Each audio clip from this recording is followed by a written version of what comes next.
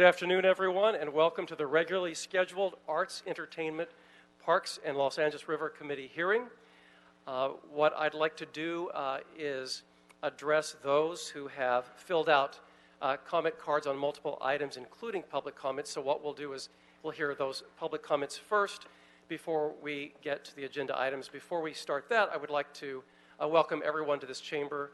I know we're hearing some items today that there's lots of passion behind them, but we'll hear them out. We look forward to hearing your comments, and we thank you for taking the time to attend today's hearing. I'd like to welcome David Rue to this committee. We have quorum. It's a committee of three. Mr. Curran Price is on his way, and we also have Mr. Paul Koretz, the maker of a motion, who will be heard.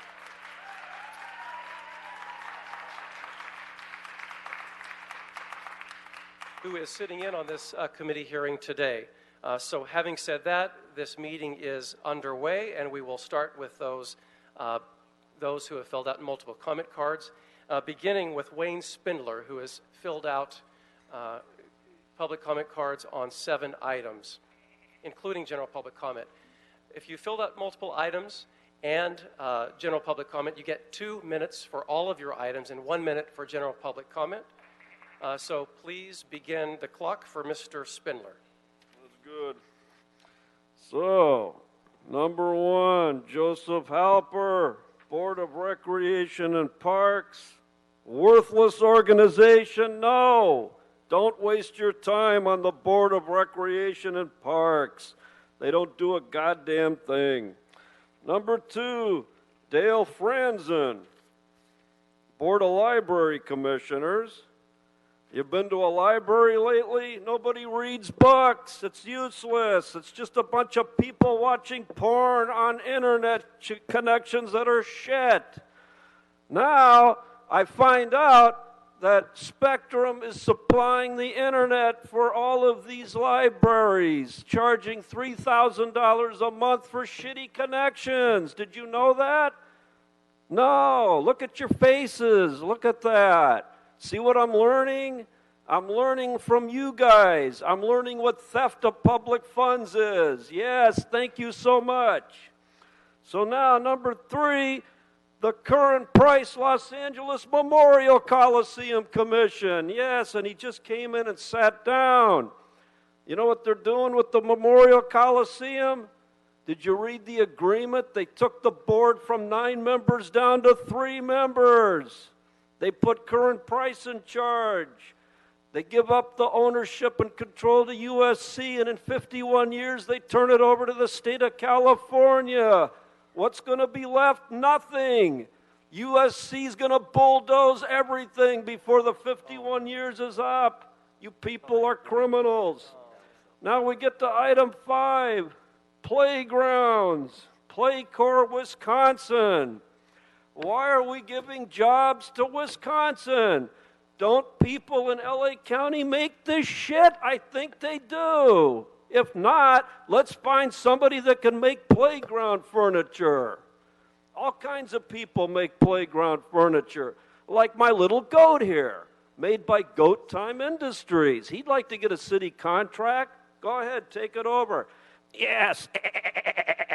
So I would like to say for DBA Game Time on playground equipment, please put a warning. No cadet program people on the playgrounds.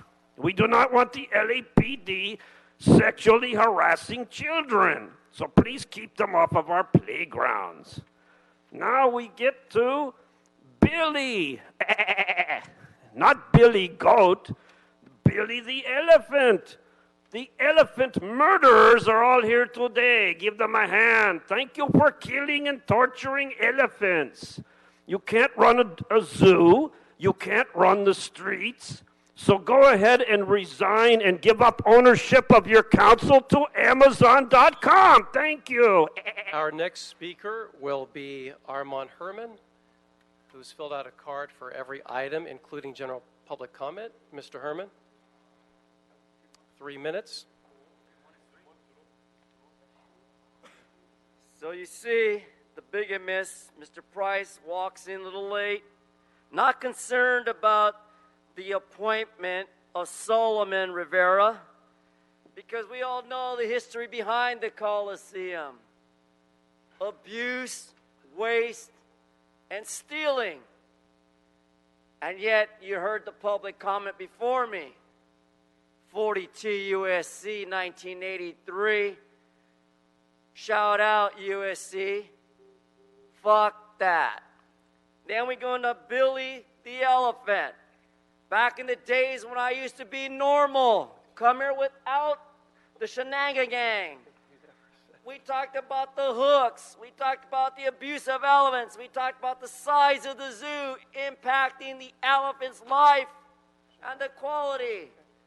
And now we're getting rid of all events around elephants and large animals that are imprisoned in zoos. Then we have our final item, playground equipment. Well, we got rid of Chief Charlie Beck because Chief Charlie Beck promotes not children playgrounds. He promotes Proposition 64. He don't give a fuck if you get high and drive. He don't give a fuck if you kill a zoo animal. As long as you're high and flying sky high, you're A-OK, Chief Charlie Beck. Farewell, adios, and take my foot up your ass, Department of DOJ on you.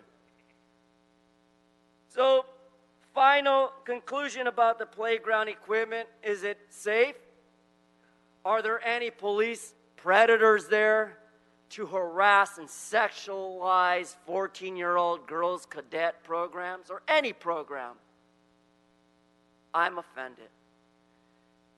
Now, when it comes to general public comment, my only criticism against a wet diaper politician like you, Rue, or you, O'Farrell, and the bigamist Mr. Price with 2 wives is this. Listen to your constituents. I don't give a fuck if you don't want to care and listen to me, because that's my purpose here, to criticize and not be heard, not be seen. I'm invisible, just like the chair that sits in the back of the room where nowhere to go. Oh, yeah, I think so. I think this is good. Yeah. All that Yeah, that's right. be posted.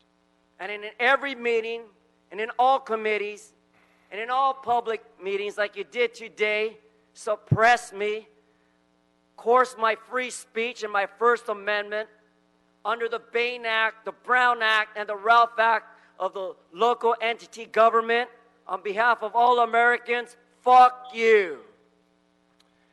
And to those in the audience today, with a crowd this big, there's always people that this is their very first committee hearing.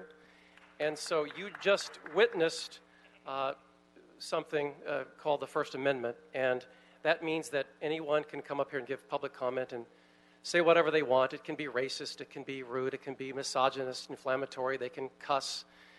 They can kind of do what they want and act like a fool and an idiot all they want, and you saw that in full display.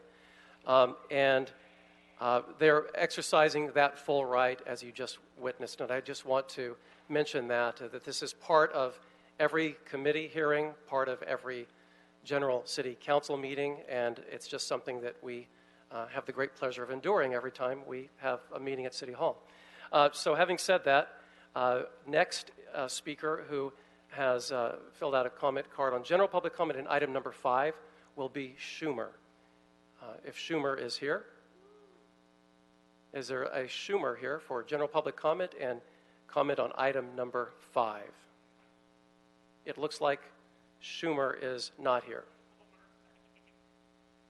which means we need to then go to colleagues. What I'd like to do then, seeing as we have satisfied that portion of public comment, I'd like to take items 5 and 6 on consent if there are no objections. Are we good with that?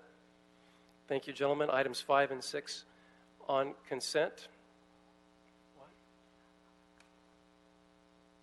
We have more? I'm confused. What do you say?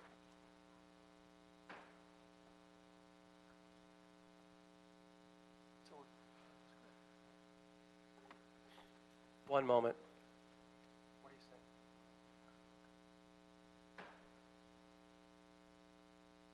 Okay, before we All right, so it looks like we have two additional general public comment cards. One is by Hugo Rossiter. If you could please step forward. No? I think we're getting punked. Joe Jimenez. All right.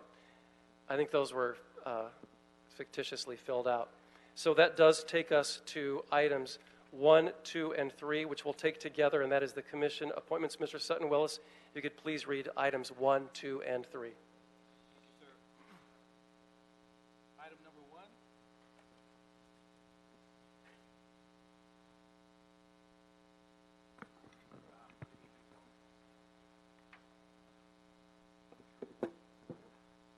Item number 1, communication from the Mayor and City Ethics Commission relative to the appointment of Mr. Joseph Halper to the Board of Recreation and Parks Commissioners for the term ending June 30, 2019. Item number 2, communication from the Mayor relative to the appointment of Ms. Dale Franzen to the Board of Library Commissioners for the term ending June 30, 2022. Item number 3, communication from the Mayor relative to the appointment of Mr. Solomon Rivera to the Los Angeles Memorial Coliseum Commission. Thank you very much. So if we could have the appointees please step forward to the table.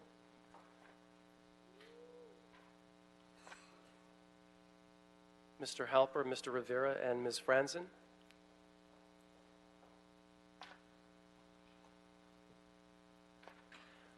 Welcome, and thank you so much for stepping up and volunteering your time to serve on these boards and commissions.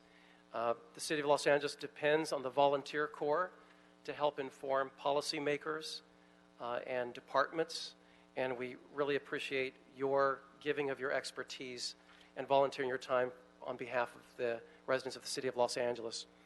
So having said that, I would love it if one at a time you could just go by and talk about, just give a presentation about why you're interested in serving on the board, and we'll start with you, Ms. Franzen, appointment for the Library Commission. Hi, so nice to be here. I've spent my life in the arts. I started going to the library when I was 5 years old in the Los Feliz Elementary area. I'm a lifetime believer in literacy and books, and that is what constitutes a democratic society. Contrary to public opinion, books that you hold in your hands, the sales are up. People want to read books. They do read ebooks also, but actually ebook sales are down. So I think that's kind of interesting. I spent my life as a classical musician.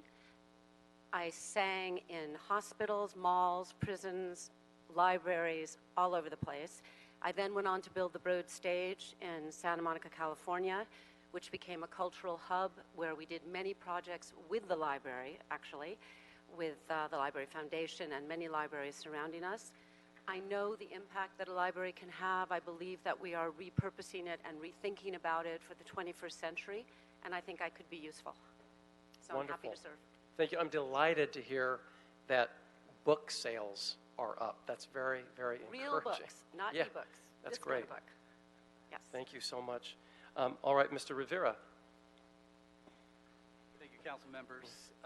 Being honored to serve on the Coliseum Commission. As a longtime LA resident, I've always viewed it as a jewel of the city and one of the most important resources and facilities in South LA. I worked as a community organizer for about 20 years in South LA in the last decade in government and public service.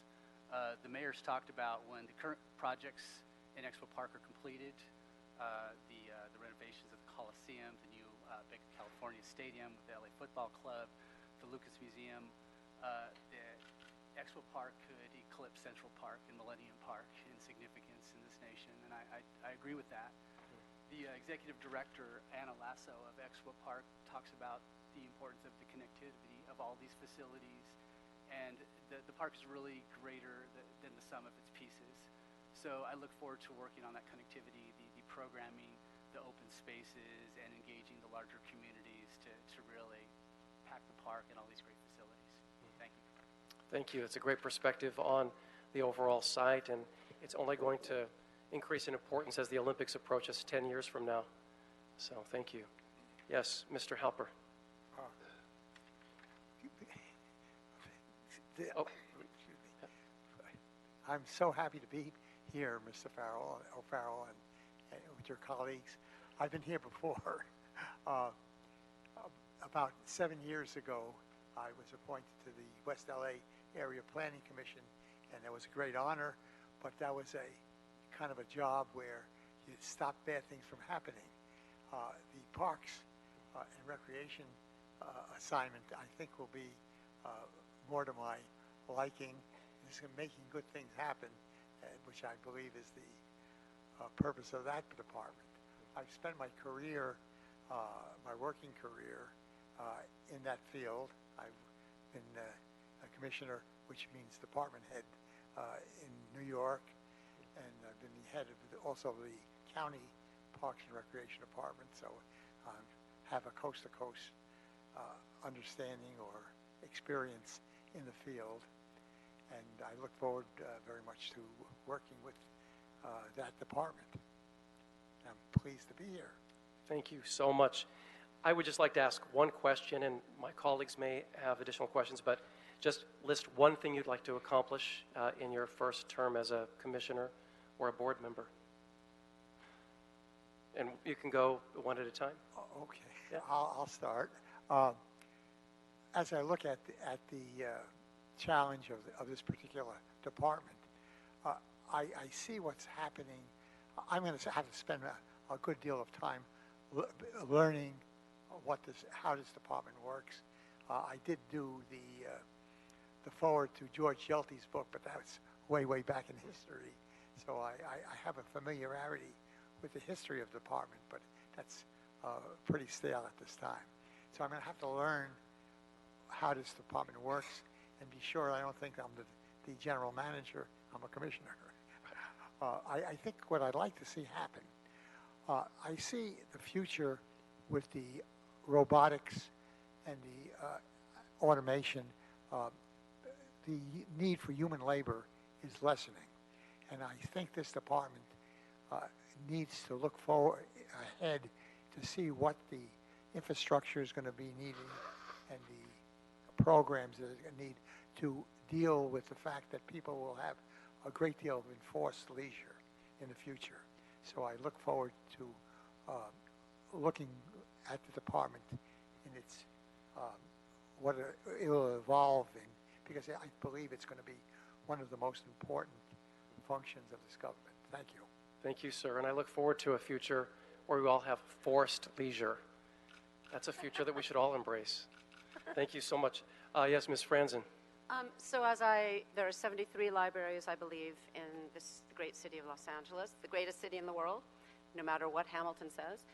I think that our greatest strength is our incredible diversity. That's why I live here.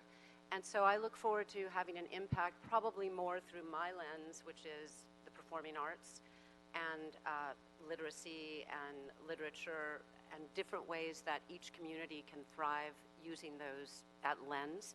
I think that's going to be my focus. I think also that in the repurposing of the library, as I begin to understand what is trying to be accomplished, I think there's so much we can do to bring our communities together. And I think, united we stand, that we're a greater city for getting along together and learning about each other. Wonderful. Thank you. Mr. Rivera. I'll just restate, I really look forward to engaging committees around the city and the region, to really appreciating the beautiful resources that the Coliseum, Sports Arena, and Expo Park are, and getting more traffic, more people out there using it. Thank you. Thank you so much. Colleagues? Mr. Rue. Thank you, Mr. Chairman. I just really want to thank all three of you for your commitment to service and your willingness to serve on the board. And Mr. Halper, I mean, it seems like you were probably born in a park, because your experience in parks is phenomenal. So we really thank you for your willingness to serve. Ms. Franzen, as a former library commissioner myself, library has a special place in my heart. So thank you for your passion for it. And I know you're a resident of Council District 11, but you did mention that you grew up in Los Feliz. So that's Council District 4. So that's an A+ in my book. And thank you for everything you're going to do for the library. And Mr. Rivera, I don't know, you look really familiar. I know. There's no doubt you know the area very well, and you know everything about the Coliseum and its surrounding areas. And we only expect the very best from you. And thank you for your willingness to serve on top of all the work you're already doing. So, but I just want to again commend all three commissioners. You guys are more than versed in the experience that you have and you bring to the table will only help serve the commissions you will sit on, as well as the City of Los Angeles. So thank you. And Mr. Price. I too just want to thank you all for stepping up to the plate and volunteering your time. You obviously know what's required, and you're still willing to serve, and I think that's admirable. We just really appreciate that. Special shout out to Mr. Rivera. Looking forward to serving with you on the Coliseum Commission. We certainly know your commitment, your leadership in South LA, your knowledge of Expo Park, and I know that you'll be a great addition, and we look forward to working with all of you as we make our city the best possible. So thank you, Mr. Chairman. And I cannot say enough how often it's underestimated the service that our commissions and boards provide us through your expertise and in crafting policy for legislators for the benefit of all of Los Angeles. And I think the three of you are great examples of serving in a volunteer capacity for that purpose. So I also thank you for stepping up and taking on these roles. And I think Memorial Coliseum Commission, the Library Commission, Recreation and Parks Commission are all going to be better informed and enhanced because of your presence on them. So thank you. And I think that's probably a ringing endorsement for your appointments to these commissions and boards. So without objection, that shall be the order. Thank you. Yes, they do deserve a round of applause. And Mr. Sutton Willis, that brings us to item number 4. Correct, sir. Item number 4, motion Koretz O'Farrell relative to canceling current or future elephant breeding activities or programs and to safely relocate Billy the Asian bull elephant to a suitable sanctuary environment, the compliance with the provisions of the Leader versus Lewis decision, and managing the Elephants of Asia exhibit as an open corral environment, and the structure of the Board of Zoo Commissioners and other oversight entities that have oversight over the Los Angeles Zoo and its animals. Thank you, Mr. Sutton Willis. So, ladies and gentlemen, what we're going to do is we're going to start with public comment on this item. And because there are so many, there are many, many, many public comments. I want to make sure everyone gets heard and that this meeting doesn't carry into dinner time and beyond. That happens sometimes. So therefore, everyone has 1 minute. 1 minute to make your public comment. I would apologize. I would love to give everyone more time, but that's kind of what we need to do for the purpose of having a structured meeting that moves forward. Having said that, when you do step up to the microphone, if you could please restate your name. There are a few names that almost need no introduction whatsoever that I'm going to call up first. And before I do, I want to thank Cher, and I want to thank Lily Tomlin for your advocacy over the decades on animal welfare.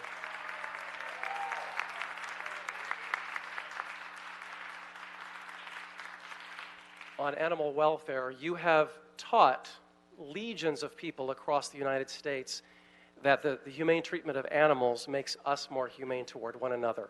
And that's been your message, and we thank you for that.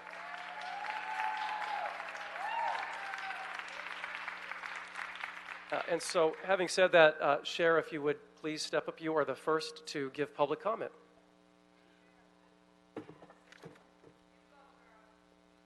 First, thank you for letting me speak. I'm here today to support the request to have a second opinion on the status of Billy, our elephant, in the LA Zoo by the respected vet, Dr. Ensley. That's my information. This is my story. My mother was diagnosed with heart disease that would lead to her death. I'm not one to just take it as it comes to me. So I went to another doctor for a second opinion. This doctor had access to a new drug that had just come out. Thank God my mother's getting the drug and my mother's going to be well. So I believe in second opinions. Billy, I've watched over the years, all he does is sway back and forth, which means that he is very distressed. His feet problem are getting worse. I don't know if you know this, but elephants die from feet problems. I know that there are many people who believe that he should be there, but I have to say I don't want him to end up a statistic like the many elephants that have died in the care of the LA Zoo. Thank you, Sher. Thank you. And we have Lily Tomlin. Lily Tomlin is next.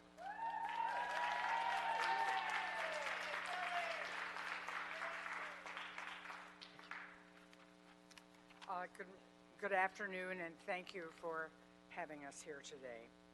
I and many others in the community have watched the City Council rely on and be misled by the zoo's representations about the health and welfare of wild animals in their care, including the elephants Gita and Tara. In each instance, the zoo has misrepresented and mistreated the animals' health. An independent review of Billy's health, would demonstrate to the citizens of LA that the City Council will take reasonable and appropriate steps to protect the assets and the lives of these wild animals. It's so important that it be an independent review of Billy's health. We've tried it in the past, and it has not been so independent. Thank you. Thank you.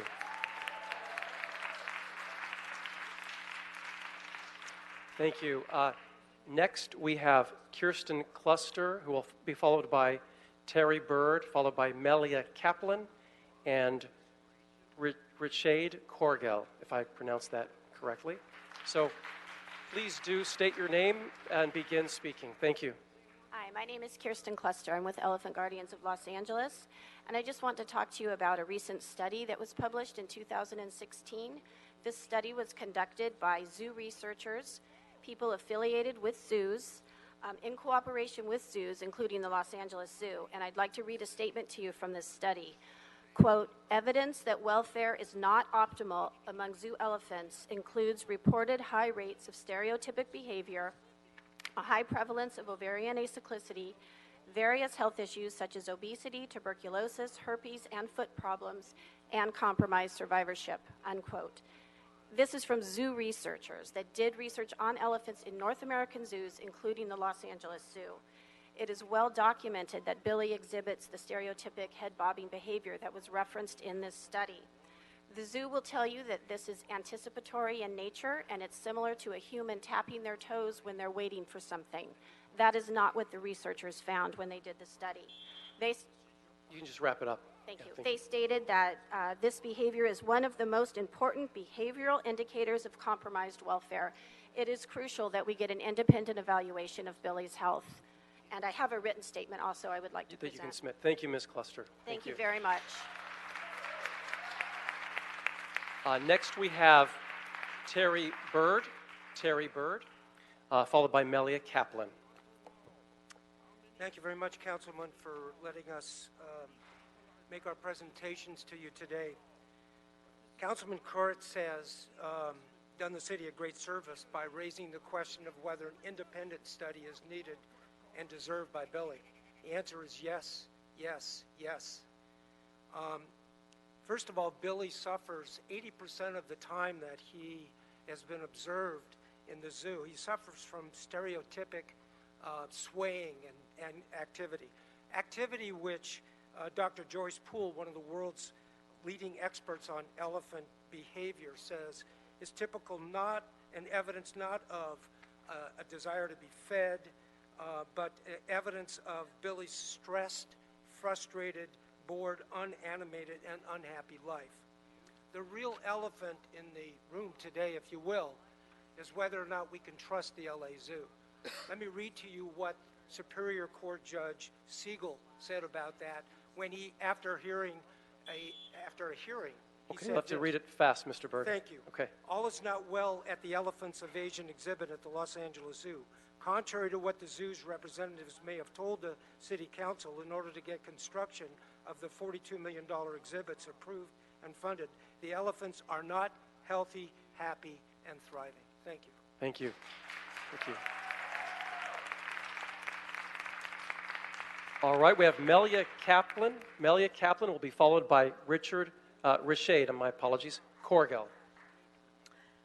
Thank you. My name is Melia Kaplan. I'm the Executive Director of Voice for the Animals. On April 19th, 2006, John Lewis, the director of the zoo, sat right there and told us that Gita's health was fine. There was nothing wrong with her feet. On June 11th of 2006, 2 months later, Gita was dead of foot problems. I'm asking that Billy not suffer the same thing. Billy's got foot problems just like Gita did. And he can die just like Gita did if we don't move to the next step, which is to get an independent review and to see what is going on and to get the truth. We cannot trust the zoo to give us the truth. Thank you. Thank you.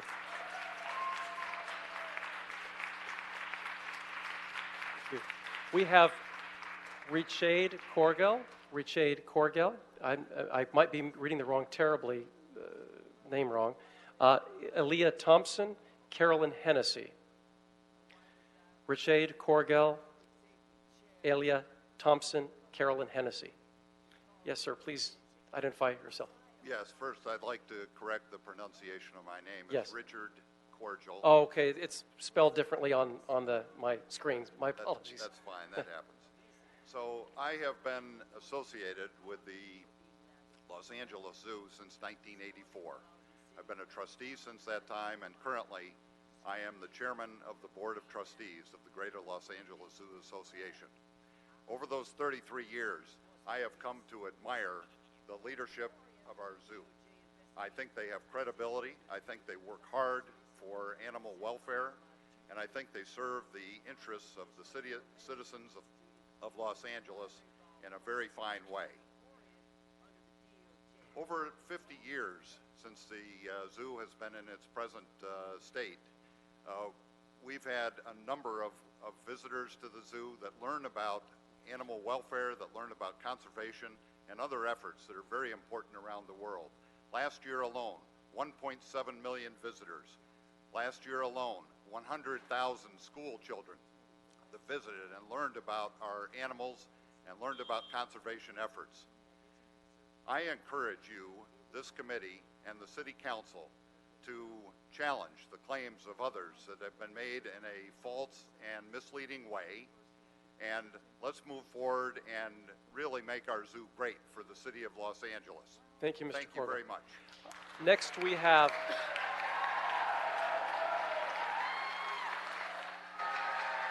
okay. So the meeting will just take a lot longer if there's lots of cheering and all that. So Aaliyah Thompson, followed by Carolyn Hennessy, Carolyn Hennessy, followed by Connie Morgan. Ms. Thompson? Good afternoon. My name is Aaliyah Thompson. I am here today as a longtime member of the zoo and a mother of 2 young children who love the zoo.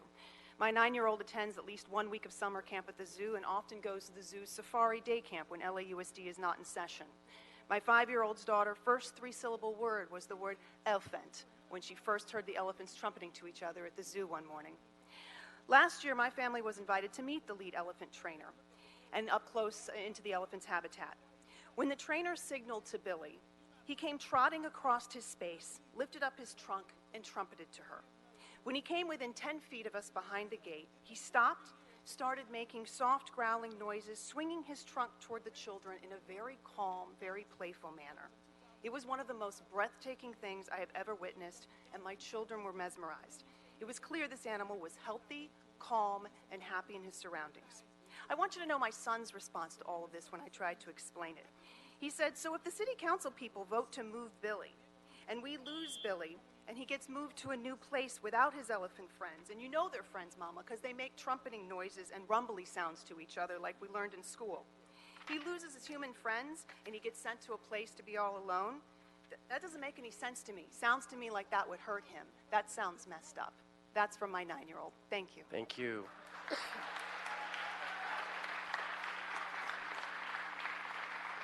Carolyn Hennessy, followed by Connie Morgan, followed by Madeline Taft.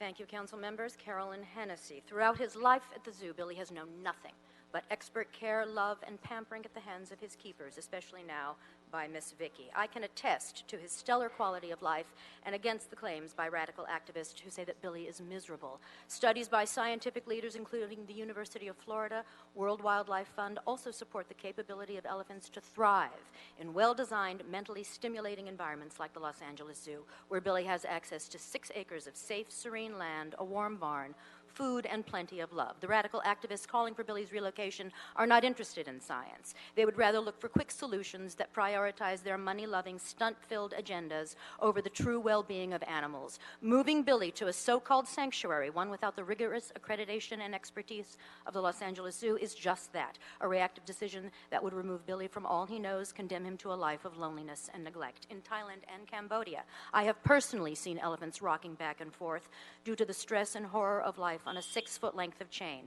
Billy is not and never has been one of these animals. He is a magnificent ambassador for his species, living a rich and fulfilling life. In closing, if the City Council really wishes to do something beneficial for Billy, cease the constant expenditure of taxpayer dollars over this frivolous, unscientific debate. Place your support behind institutions like the Los Angeles Zoo, and look for ways to help wildlife around the world who are suffering, and get Billy a girlfriend. Thank you. Okay. Yeah.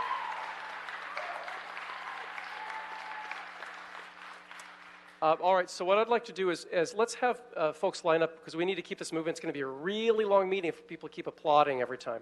Connie Morgan, followed by Madeline Taft, followed by Slash, followed by Diane Kim. Good afternoon. I am the president of the Greater Los Angeles Zoo Association. I'm here to support the zoo.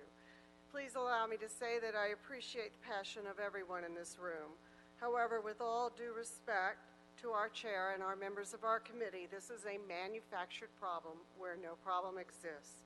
The facts are that the zoo is not only a suitable environment for Billy, it is an exceptional one for him and all our elephants. It is state-of-the-art. I know this because our organization worked diligently to pass and raise zoo bonds and an additional $20 million to ensure it. The facts are the elephant program is managed by educated and well-trained professionals who adhere to the highest standards of care and science as their base and compassion as their calling. The facts are that the zoo's ultimate goal is to ensure that Asian elephants flourish on this earth forever, whether through educating all who pass through our doors about the challenges facing these giants, or and through efforts in the field for them where life is ever more precarious. I'm saddened that a topic that has already been discussed, dissected, and decided is back before you. Thank you, Ms. Morgan. Thank you. Thank you. Madeline Taft, followed by Slash, followed by Diane Kim. So if Slash is here, if not, Diane Kim. Ms. Taft. I am Madeline Taft, a longtime member, docent, and donor to the Los Angeles Zoo. I am here to read my fellow trustee, Betty White's letter to Council Member Rue on this issue. I write to express my support of the Los Angeles Zoo and their elephant program. I have been involved intimately with the LA Zoo since the early 1970s, and I have a particular interest in the elephants. The zoo staff are some of the most dedicated, qualified people I have ever met.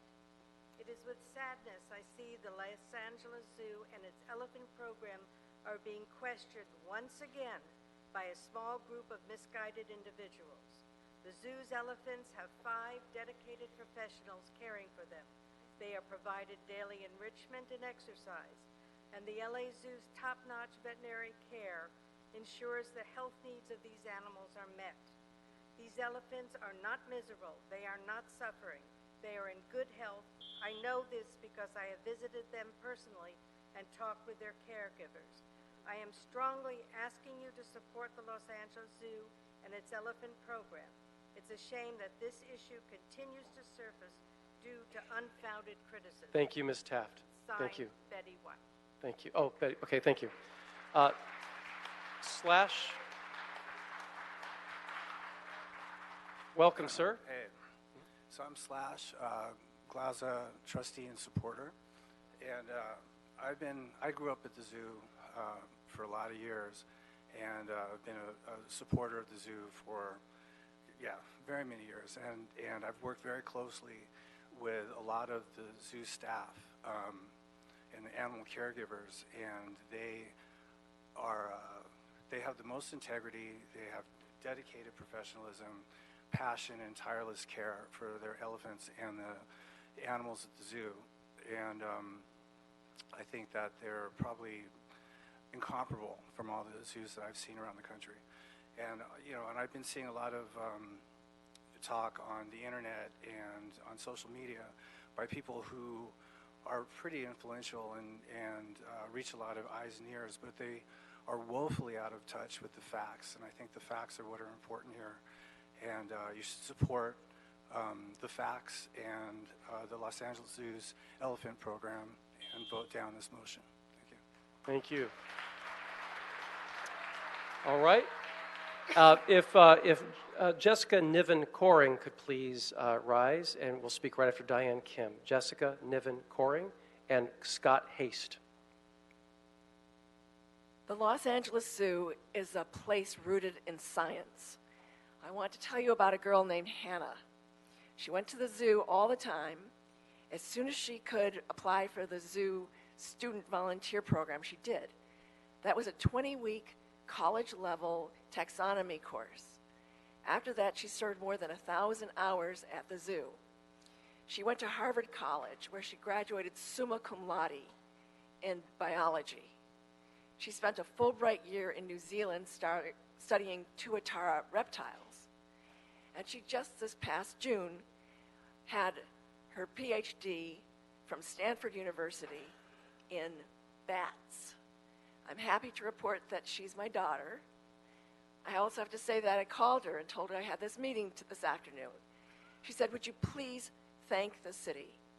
Because for me, it all started at the zoo." And indeed, she met a very nice bat biologist in Costa Rica, and they got married last August. All right. It's a place rooted in science. Thank you. Thank you. Jessica Niven Coring, followed by Scott Haste, followed by Mohamed Umerji. Hi, my name is Jessica Niven Coring, and I've been a zoo curator of education for almost 7 years. I've also been an animal rights activist my entire life. I have spent almost 20 years educating people about this amazing planet and the people, plants, and animals that call it home. When I first applied for the curator of education position with the zoo, I was honestly conflicted. I grew up in LA and only had experiences from the couple times I visited as a kid in the 80s. Luckily, I had a very good friend who worked at the zoo who listened to my concerns and was able to help me see that the modern LA Zoo and AZA institutions in general weren't what I remembered.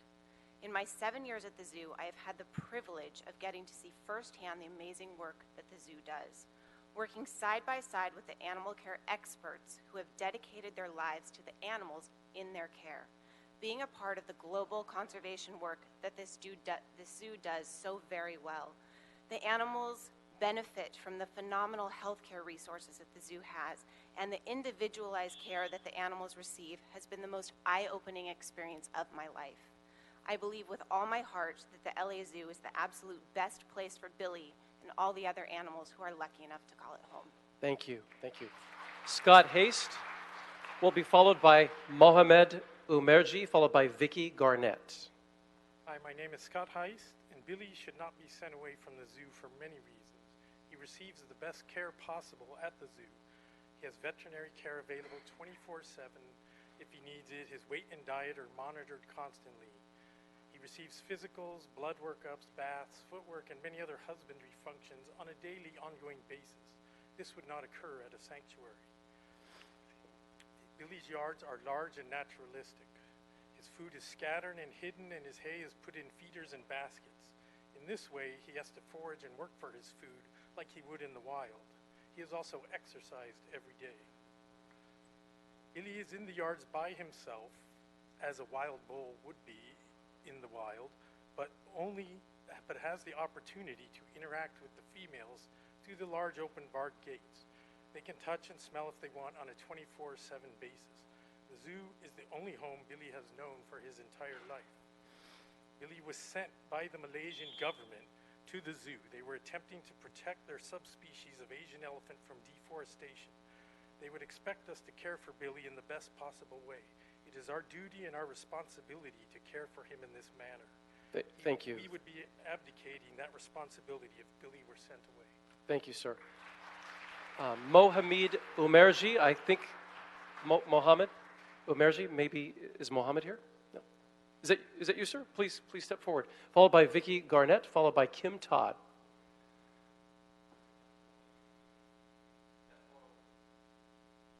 Hello, sir. Hello, sir.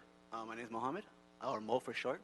I'm a general volunteer at the Los Angeles Zoo, and I educate the visitors on information about all of our animals, including our elephant. And sir, I can truly say that Billy is in a great exhibit. He receives unconditional love along with his daily exercise, along with enrichment. And I firsthand saw how well and dedicated the keepers are. We have one of the best keepers here at the LA Zoo. And not to mention, they're one of my favorites. And I would also like to say that at the same time, Billy is, not only does he receive enrichment, but he also from unconditional love, along with information on why we have to keep our elephants safe, not to buy ivory, keep our rainforest safe, keep our exhibits safe, keep our wildlife safe. So along with that in mind, I would say that Billy is at home. So please, I ask you and I beg you, please don't take Billy away from home. Because a lot of our guests, including me, I grew up at the zoo also. And when I saw Billy, it changed my whole world of seeing the zoo, seeing elephants. So please, sir, I beg you and I ask you, please keep Billy at the zoo. Don't take him away, please. Thank you. Vicky Garnett, followed by Kim Todd, then Patrick Malui. My name is Vicky Garnett, and I am one of 6 elephant keepers that have the honor of taking care of Billy, Tina, Jewel, and now Shanzi. Myself and 2 other keepers have been with Billy for some 23 years each. We have a very close bond with Billy and he with us. Taking Billy from the family that he knows and loves will do much harm to him mentally and physically. His daily exercise gives him one-on-one time with his keepers and keeps him in shape. We put his food in different spots in the yard for him to forage and to keep him moving and exercising. He has 2 pools, a waterfall, and a water feature in the tie yard. By moving different enrichment objects around, it keeps his mind stimulated, looking for it. He has contact with cows, a trunk touch away. They interact through the fence lines when they wish to. Their choice. We are the experts for Billy. Thank you for your valuable time. Thank you. All right, Kim Todd, Patrick Malui, Karen Poley, and Marcy Winograd. Hello, my name is Kim Todd. I've been a teacher in LA Unified for the past 40 years, teaching first grade. I just recently became a docent, which I am extremely proud of. We just went to the zoo on a field trip, and I got back to the classroom and asked the children, who's your favorite animal? One little girl went up to me and said, I love Billy. And I said, how do you know you love Billy? And the response was, I looked in his eyes, I could feel him. I came to the conclusion, no books, no videos, no webcams can teach that to a child. It's the experience that Billy provided, that gave that love to that child. Whether we like it or not, the faith of all these animals are in the hands of the 6-year-olds that are growing up right now. We protect what we love, and we can only love what we experience. Billy is home in the LA Zoo, and Billy is greatly loved at the LA Zoo. Thank you. Thank you. Patrick Malui, Karen Poley, Marcy Winograd. Yes, sir. Good afternoon. My name is Patrick Maliu, and I am an animal manager here at the Los Angeles Zoo. My career has spanned over 40 years now, working with animals, taking care of animals, providing them care, veterinary care, and more specifically, over the last 35 years, I've been associated with and had the pleasure of working with a variety of elephants, in fact, over 20 different elephants now in my career. I would like to attest to the fact that I've only been at the Los Angeles Zoo for 5 months. I would like to attest, based on my experience, the assessment that I've made over the time I've been here at LA Zoo is that these elephants are really well cared for. The animal caretakers, the keepers that take care of these animals are highly qualified and highly dedicated to the animals, to their care, to their enrichment, to the environment that they live in. And they look at these animals, they watch these animals, they live and breathe these animals every day. And I want to make sure that you are aware that they are the caretakers of these animals, and they're the ones that keep the trust of our public as it relates to the care of these animals. We have thousands and thousands of guests that come through our exhibit every week and every month, and in fact, several million people come to the zoo every year, and most of these people are here to see the elephants, and please don't send the elephants or Billy to any other facility where he would be underserved. Thank you, sir. Thank you. Karen Poley, Marcy Winograd, Amy Kern. Karen Poley, Marcy Winograd, Amy Kern. Hi, my name's Karen Poley. I'm the registrar at the Los Angeles Zoo, and I really didn't want to talk today because I'm pretty much sick of having to defend ourselves every time a new extremist group comes along. And I really don't want to talk. I really didn't want to talk today because the last time I spoke in council about the elephants, I was threatened, I was shoved, and I was called a murderer on my way out the door. I've worked for 37 years at the Los Angeles Zoo, and I've dedicated my life to taking care of animals both professionally and on my personal time. I've even stood with some of the opposition on many of these animal welfare issues. If I thought for 1 minute that what we were doing was causing this animal pain, causing him to suffer, I would be sitting on the other side of this room today. But there's always going to be somebody on the other side of the room that's going to tell you that you're not doing your job right and what you're doing is wrong, and I'm sure as council people you have to deal with that quite a bit as well. You know, and there is a sad reality that we do need sanctuaries. Sanctuaries are for animals that don't have any other options, and they're for animals that are abused, abandoned, they're for the unloved and the unwanted, and Billy is none of those things. So please don't let politics be the reason. Please don't let politics be the deciding factor here. And don't let politics take Billy away from his family. Thank you. Marcy Winograd, Amy Kern, and followed by Kevin Copley. If you could please prepare to step right up to the microphone. Marcy Winograd, Amy Kern, Kevin Copley. Yes, thank you. My name is Marcy Winograd. I'm a retired LAUSD English teacher, co-founder of Elephant Guardians of Los Angeles. According to LA Zoo documents I obtained through the California Public Records Act, Billy underwent unsuccessful ejaculation training for semen collection at least 55 times between 2011 and 2014. Although that program has stopped temporarily, the zoo leadership has said it wants to resume elephant breeding. This must stop. How does elephant breeding work? Well, imagine a human standing on a stool with somebody sticking an enema up his rectum, then inserting a forearm into the rectum to rub his prostrate in hopes that he will ejaculate. 55 times Billy has refused. Captive elephant breeding, tantamount to rape, is not only inhumane but also unsuccessful for many reasons. Female hormonal dysfunction, lack of genetic diversity, to infant rejection and infanticide. Spare Billy further indignities, protect the unborn from a life of sadness and isolation in a zoo. Thank you. Thank you. Amy Kern, Kevin Copley, Betty Dunbar, and Mark Kleiman. My name is Amy Kern, and I'm here today to urge the committee not to relocate Billy from the zoo to a sanctuary. Moving Billy would be extremely detrimental to his mental well-being, and he would also not receive the same quality of care and enrichment he currently receives at the zoo. I have toured the elephant barn and personally witnessed the outstanding care, love, and devotion Billy and the other elephants receive there from the staff. The elephants reside in a state-of-the-art facility. The sanctuary would not be able to provide the same quality of habitat, enrichment, and full-time veterinary care to match what the elephants currently receive at the zoo. Most importantly, separating Billy from the herd and the staff who have cared for him for over 23 years and with whom he has a deep relationship would simply be cruel. It is important for the council to note that life at a sanctuary does not equal freedom. Even at a sanctuary, Billy would still be kept in captivity, and being a male elephant, he would be housed in isolation without the daily contact with other elephants he currently has at the zoo. Elephants are extremely intelligent social creatures. If the council votes to remove him from the zoo, the council will effectively be sentencing Billy to a sad and lonely life of solitary confinement. Billy has formed strong social bonds with his caretakers and the elephants whom he has known for so many years, and to separate him from them and force him to live in solitude would be inhumane and cause him undue suffering. Thank Lastly, you. I would just like to ask that if any decision is made on the welfare of this animal, that data be presented from both sides, including photos. Thank you. We got to get this off. Specs of But the thank you. exhibits and the substrate in which they're being kept and the enrichment to make Thank a fair you. decision about his fate. Thank you so much. We're going to have Kevin. We're going to have Kevin Copley, Betty Dunbar, Mark Kleiman. Before you speak, Mr. Copley, I'd just like to state for the record that Wayne Spindler and Armando Herman entered the chambers and disrupted the meeting.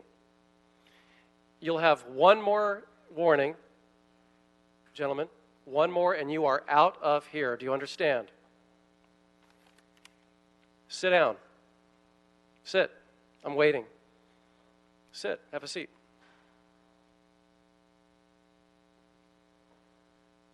All right.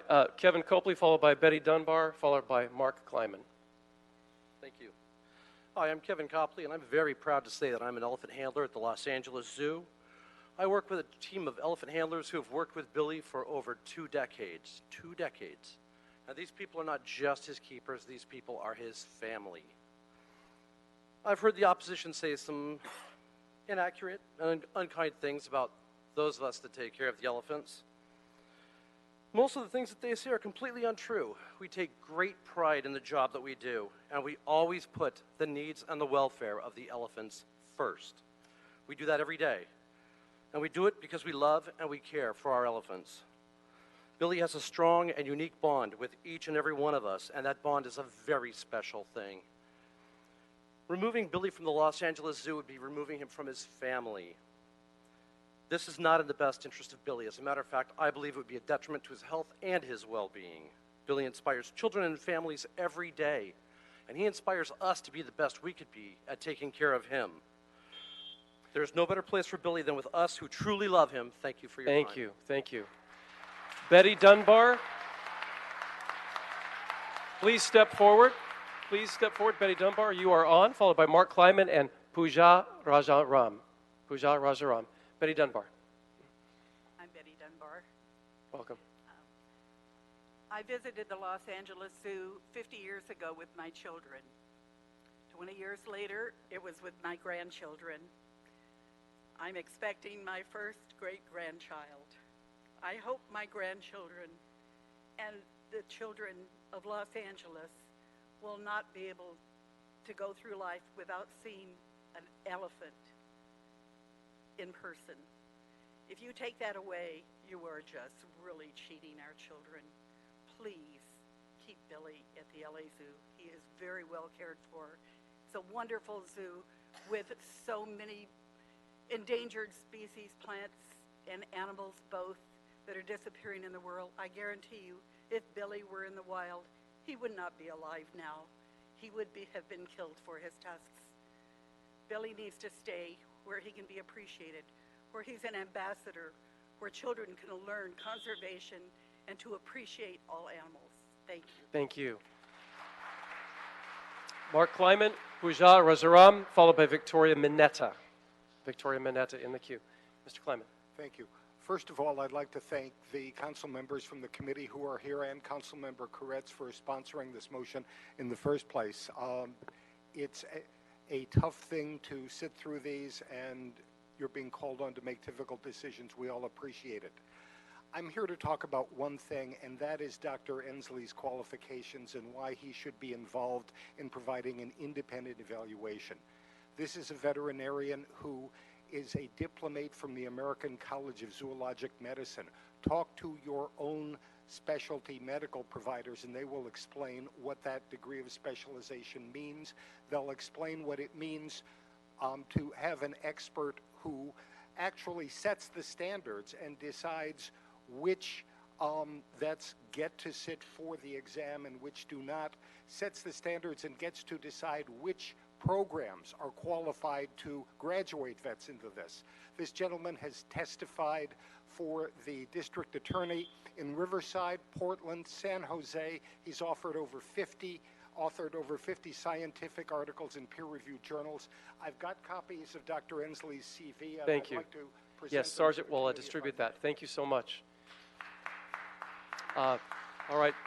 Pooja Rajaram, Victoria Mineta, and then Judith Powell. Welcome. Thank you, council members. I think the key issue here is Billy's safety and well-being. By the zoo's own records, Billy's amount of time that he's been engaged in stereotypic behavior has increased from 50% to 80% of the time. Pictures taken of Billy's feet in the last year show that has cracks in his feet, that the pads are overgrown. These are some of the key precursors to foot disease and osteomyelitis, which can then lead to his death. All we're asking for is that Billy be allowed to be subjected to an independent veterinary exam. If the zoo claims that Billy's in good health, great. All we're asking is an independent evaluation to determine that, in a purely empirical fashion. So I'm here to support that, and I think that's of key importance right now before deciding anything else. And Billy's health and safety is of key importance, and an independent veterinary exam will help ensure that. Thank you so much. Thank you. Victoria Mineta, followed by Judith Powell, and then Christina Griffith. Thank you very much. Victoria Mineta, Council District 5. I live in Paul Koretz's district. Thank you so much, Paul Koretz. You're a hero for doing this. Councilmember Rue, please, this will be your legacy if you free Billy from the LA Zoo. Unless somebody has invented a machine that somehow magically communicates to elephants, I don't know how you can say that Billy is happy at the zoo. It comes down to whether you believe in captivity of animals. I, as a human being, don't get the right to gawk at an animal behind bars because it makes me happy. And also, I would like to know, isn't it a conflict of interest to have zoo employees whose jobs may depend on Billy's captivity testifying? That's like a prison guard coming to say, my prisoner is very happy. That prison guard wants to keep her job. So that's a conflict, and I would like to know what the city's policy is on this type of testimony by city employees. That is it. Please don't let Billy die at the LA Zoo. Other elephants have died. He needs to go to a sanctuary and live out his life. He has done his duty for us, our entertainment. Thank you. Thank you. Thank you. Judith Powell, followed by Christina Griffith, and then Jill Werner. Yes, thank you. My name is Judith Powell. I'm an attorney here in Los Angeles. The continuing existence of zoos and their allegedly good purposes, Microphone a little allegedly good purposes such as conservation, education, science, and recreation can be only justified if the zoos guarantee the welfare of their animals. That is based upon criteria of their health, their long life, and reproduction. The zoo fails in every one of those aspects.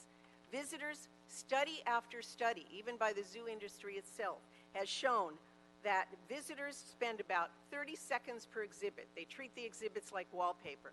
The young lady whose daughter had a different experience was because that keeper was the same keeper who trained that animal, that called Billy over, trained him with bull hooks and with force. There's even a video that the zoo put out about showing the children. You see how he does what I say? Because he knows if he doesn't, I'm going to hurt him.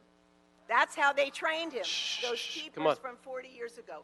If they cared so much about this elephant, why did it take court orders for them to expand the exhibit and to stop using bull hooks and to do what they should have done from day one? Thank you. Christina Griffith, followed by Jill Werner, followed by Imanalaja Zainali. I suggest that members of this committee and other city council members visit the elephant facilities at the zoo so that they can have better informed discussions. Thank you. Thank you. Jill Werner, followed by Imanalaja Zainali, and you'll correct me on that, my apologies, followed by Josh Sisk. Hello, my name is Jill Werner. Obviously, I'm an animal keeper at the LA Zoo. Like my colleague a little bit before me, I have actually been physically assaulted just for being in this uniform. So it is very difficult for me to stand up here and talk today, but I'm going to do this. First of all, been in the animal field for 35 years. In those 35 years, I've been blessed beyond belief to work with everything from cockroaches to elephants. I've been very fortunate to, not at the LA Zoo, but at a different facility, work in a free contact situation with 11 elephants. I've seen some stuff that probably wasn't that great, but those were times before. Since I've been at the Los Angeles Zoo for 11 years, I have never seen anything that I would consider inappropriate in the treatment of this animal, the elephants at the zoo. And while I am not a celebrity, I do love my job, just like I'm sure celebrities do, but I have had children come up to me and ask for my autograph. And that, to me, is amazing. When you see the eyes of a little girl or a little boy that are so excited because they've met a zookeeper. just like many people might be excited about meeting a celebrity. And finally, I would like to point out that we don't do this for money and that we are actually not being paid to be here. I am here on my own time, and I'm not using any of the city's money. So please let the experts that are at the Los Angeles Zoo solve and answer. Thank you. Thank you. Okay. After Iman Elijah Zainali, we'll have Josh Sisk, Lisa Naples, and John Stimson. Good evening, everyone. My name is Iman Elijah Zainali, and this is actually my first time being in a city council meeting. As a millennial in my generation, we face environmental problems as well as animals on the threat of extinction. And having come to the Los Angeles Zoo for the past 4 years, every Sunday as a student volunteer and now as an animal care volunteer, I can tell you, by all means, that the 5 keepers that take care of Billy give him the best care possible. And the hardworking veterinarians who have gone through so much education and a board-certified veterinarian with zoological medicine gives the best care to this animal. There's no other home better for Billy than the Los Angeles Zoo. No sanctuary can put in the time and the love than this institution. Listen to the education from these people who have gone to school. Listen to the scientific facts and not the alternative facts. Thank you. Thank you. Josh Sisk, followed by Lisa Naples, John Stimson, then Samantha Derman. We have almost 30 more speakers, you all, so let's, Josh Sisk. Hello, Council. Josh Sisk. I'm the curator of mammals over elephants. A couple months ago, I had the privilege to tour Dr. Vantha from Wild Earth Allies. He's been working with elephants in the wild for decades, and this man has seen more and done more for elephants in a day than this entire room's done in a lifetime. You know, he was showing me images of elephants that are literally being burned alive by farmers because they're attacking their fields. And he shook my hand after the tour of our barn, and he thanked me. He thanked, not me, the LA Zoo, for the work that we're doing for conservation and for what zoos are doing to be able to allow him to do the research and protect elephants. And he could not stop praising our exhibit. He thought Billy was the most beautiful bull he'd ever seen. He kept praising the care. And that was such a proud moment for us at the zoo. You can't believe that how these proud moments, to be able to hear that from this man, it gets taken away from us so quickly. Because then all of a sudden we have to sit in a room and try to defend the work we're doing from a group of individuals whose only facts are this emotionally driven ideology that animals are just like humans. And we know that there's no basis to it. So please, I please support us and support the professionals who are caring for the elephants. Thank you. Thank you. Lisa Naples, John Stimson, and Samantha Derman. Thank you. Good afternoon. My name is Lisa Naples, Dr. Lisa Naples, and I'm also, is that better? Yes. My name is Dr. Lisa Naples, and I'm the Chief Veterinarian at the Los Angeles Zoo, and I am also a diplomate in the college, or the American College of Zoological Medicine. I am part of an extremely talented team of compassionate veterinarians and veterinary technicians that are dedicated to providing quality medical care for zoological animal species. Our team of veterinarians at the Los Angeles Zoo has decades of education, experience, and professional development that we use every day to provide exemplary care for all of the animals, including Billy. I am very proud to be a part of the Los Angeles Zoo family, a group of animal care and animal health professionals who are committed to making sure these animals have the most healthy lives possible. Thank you. Thank you. John Stimson. Thank you, committee, for allowing me to speak. My name is John Stimson. I'm an attorney. I am the founder of Elephant Advocates, a foundation involved with the well-being and best interests of captive elephants. I'm also legal counsel for an international orangutan conservation foundation. I've observed Billy for hundreds of hours since November of 2008, and I've observed him as an individual. And I think that's what we have to look at Billy, as an individual. We also think that elephants are sentient beings. They are. And as an individual, I can tell you that I can authoritatively say, if you remove Billy from the LA Zoo, it would cause him detrimental harm. It would not be for his well-being. He's lived there for 30 years. He's bonded with his handlers, as you have heard. He's special. He's the second biggest Asian elephant in North America, and you know, we should hold him in esteem like we hold Magic Johnson in this city. Thank you. Thank you. Samantha Durman. One moment, Ms. Durman. Will be followed by Patty Schenker, followed by James Frieden. Hi, thank you for your time. My name is Samantha Durman. I've been a keeper at the LA Zoo for 8 years now. What we're here debating is the happiness of Billy. It's a really difficult thing to quantify, even for us as professionals. It keeps us up at night thinking about our animals, you know, wondering whether we're all doing the right thing, and I can guarantee you it's something that we're thinking about a lot more than they are. You know, with our combined 65 years of elephant management experience, I don't know how you can even try to compare that to the emotional responses of the people that have very good meaning in what they're doing. But we too also care a lot about our animals. I can guarantee you that. And I guess I just have to really ask you to not confuse activism for extremism. You know, these people are on the extreme. We're trying to do what's scientifically correct for this animal. We do a lot of research of our own. We read a lot of articles, scientific articles. We go to conferences. We try to learn things to do right by our animals on a daily basis. This is a great city. We deserve a great zoo. Please do the right thing. The LA Zoo is Billy's sanctuary. Thank you. Thank you so much. Patty Schenker, followed by James Frieden, and then Jennifer Canas. Good afternoon, Patty Schenker. I love Los Angeles, and it is a sanctuary city, and I am very proud of that. But the zoo is not a sanctuary. I have been to several elephant sanctuaries, and the zoo is not a sanctuary.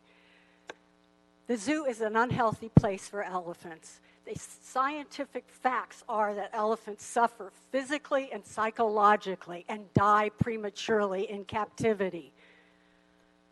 The zoo's main reasons for the elephants: education for kids, which is very dismal, actually, and breeding, which is, as was already said, very expensive and very unsuccessful.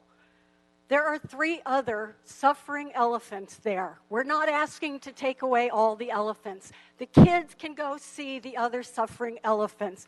Billy has paid his time. There is no good excuse to keep Billy there now. He has paid his dues. He deserves sanctuary. There is no comparison between sanctuaries and zoos. Thank you very much. Thank you. And if Debbie Elliott could get in the queue, you'll be after Jennifer Canas. Yes, sir. Hi, my name is James Frieden, and I came here to support the proposition of having an independent review. And I really, really appreciate everybody coming. I learned a tremendous amount from the people on this side about the care of Billy, but I want to tell you my experience and why I'm here. About 10 years, maybe 12, 13 years ago, I took my 7 or 8-year-old son, I remember exactly, to the zoo, and we saw Billy. My son is very perceptive. He has never been to a zoo since. He will not go. We saw Billy doing a stereotypic behavior. Clearly, that elephant was in pain. My son, a very sensitive, wonderful person, will not go to a zoo. I think that there is a silent majority around here, or a silent group of people that nobody hears who don't go to the zoo. You know, publicity and, finding out what's actually going on, having the experts really review it, is the best way to determine exactly what's happened, which is why I think this motion should be allowed. Thank you very much. Thank you, sir. Jennifer Canas, Debbie Elliott, Walter Vialta. Jennifer Canas. Hi, my name is Jennifer. I am a representative of my community of South Central, Watts, Los Angeles, and Long Beach. We are here, and we are a community that mostly is in focuses on ICE, police brutality, and racism. But today I'm here talking about Billy the elephant, which is something that our communities really are not aware of but talked about. We understand that a zoo is a commercial entertainment. Us in South Central, we don't believe that animals are there to be for captivity. In our schools, they teach us every day, including your children, that elephants are being extinct in big rate and fast, really fast. That's what I'm gonna tell you, you know. And I'm here because I want to make my mother-in-law proud, to tell her, you know, she loves elephants, and I came to say that What you guys are doing is wrong. A zoo is not a sanctuary. An elephant's natural state is within the wild freedom with others who are like him. Every day he is traumatized by having all these people. And let me tell you, LA is growing, and more people are going to come to the zoo to see him. 30 years of this and more, I think we had enough, and he did his time, and it's time for you guys to release him. Thank you. Thank you. Debbie Elliott, Walter Villalta, and Shri Shankar. Hi, I'm Debbie Elliott, an LAUSD teacher. Elephants are judged to have such rich emotional lives and to have such a high level of cognition that they've been deemed autonomous, meaning that they are capable of and want to make decisions about their lives and can actually imagine the future impact of those actions and decisions. I don't think any of us would want to be under house arrest, even if we had wonderful elephants who really and truly loved us, bringing us food and giving us medical care. I think we rather make the choice to be in a free environment, our natural environment, or one that simulates a natural environment.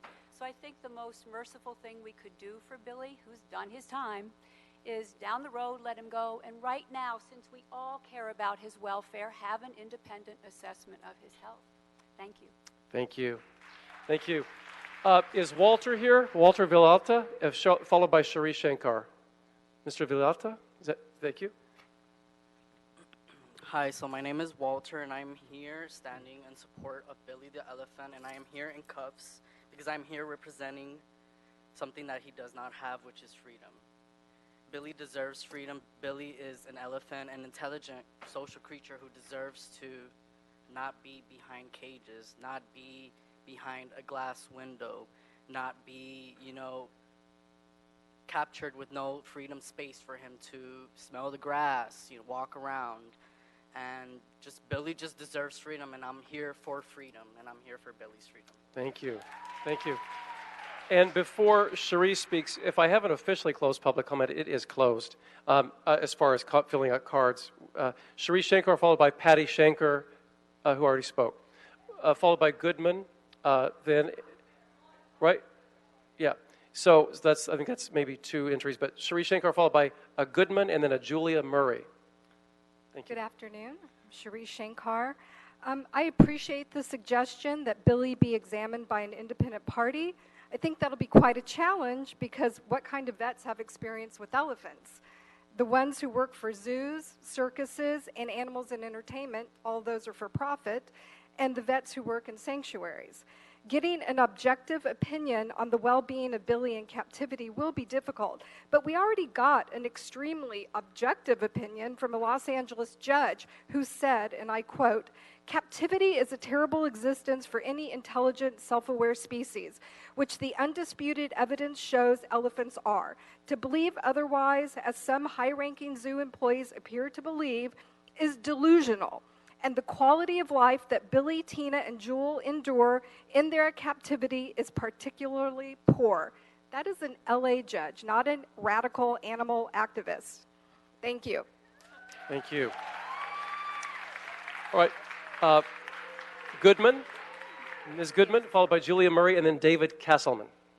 My name is Marlene Goodman. I'm here in support of Paul Koretz's motion. I have been here more than 50 times in the past years supporting the release of Billy from the Los Angeles Zoo. And listening to the people on this side in the green shirts speak, telling me about their grandchildren looking to the eyes of elephants, don't they care about the elephants at all? Do they only care about their children, grandchildren, and perhaps great-grandchildren? I'm here in support of Billy. I care about him. I spent 40 hours about 5 years ago every day, 8 hours a day, with a video camera. And what I saw was an elephant bobbing his head. I never saw a caregiver. I never saw them giving him water. All I saw was a couple of zookeepers, and I know this was a few years ago, throwing carrots at him. It is my non-medical opinion that Billy has the elephant version of Munchausen syndrome. And that's why all the zookeepers think that that Billy loves them. Thank you. If David Castleman and then Kimberly Miller could be prepared to speak. Julia Murray, please. Thank you. I want to thank all of you for bringing this motion forward for a vote. Can't hear you. I want to thank all of you for your time and always addressing animal issues and bringing this motion to our attention. I'm just a citizen of Los Angeles and an animal advocate. I'm not radical. Microphone right into it. I'm not radical. I'm not an extremist. I just care about animals. And in fact, I'm actually in the majority of the people in this city who want to see animals in sanctuary, out of captivity, and not used for animals for entertainment, as this council has been so progressive on these issues by banning the bull hook and also the recent animal ban for wild animals in entertainment. A zoo is not a sanctuary. Merriam-Webster defines a zoo as a collection of wild animals kept for display. That's where Billy is. That's what Billy is, a display. A sanctuary is defined as a place of refuge and protection. I doubt a sanctuary would have a wild light show at Christmas with noise and all these things that just do nothing but scare and shock the animals. Billy has served his time. It's time for Billy to be freed to sanctuary. And I just want to quote Mr. Koretz as saying, Ruby went to pause. Billy deserves the same. Thank you. Thank you. And after Kimberly Miller, David Walega. Yes, I'm David Castleman. I was trial counsel for Mr. Leiter in the Superior Court case focused on the care of Billy and the other elephants. I also founded the Cambodia Wildlife Sanctuary, which rescues elephants. The trial court's objective findings document the fact that the elephants are suffering in small spaces on hard ground in a variety of ways.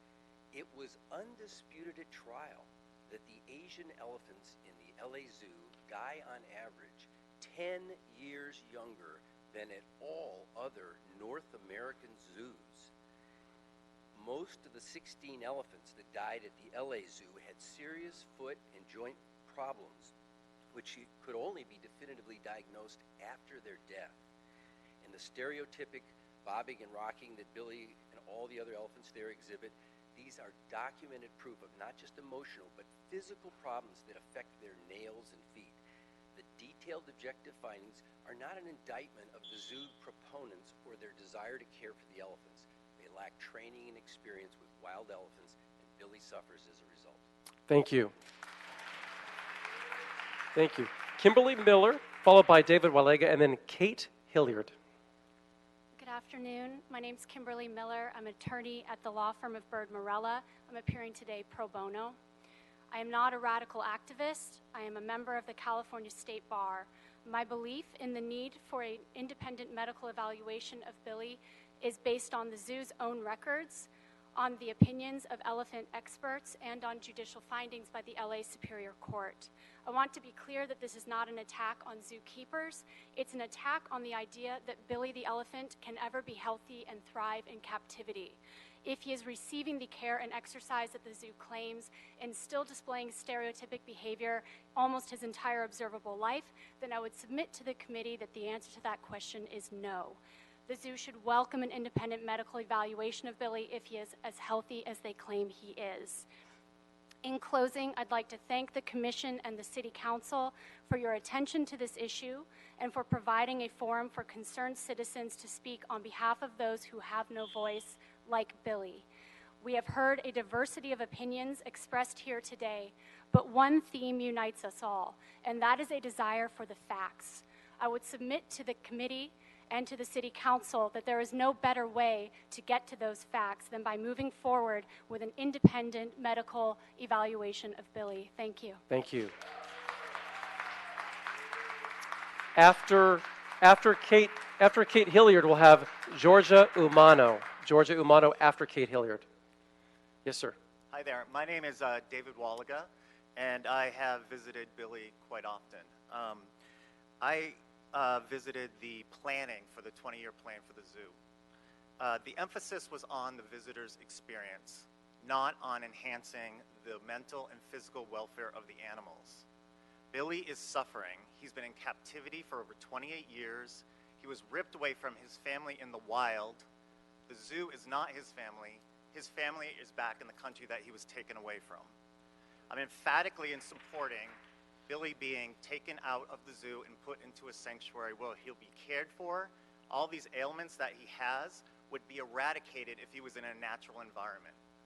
So I thank Paul Koretz for putting this motion forward, and we fully support that Billy be sent to a sanctuary, a real sanctuary, where he can live a life free from behind bars. Thank you.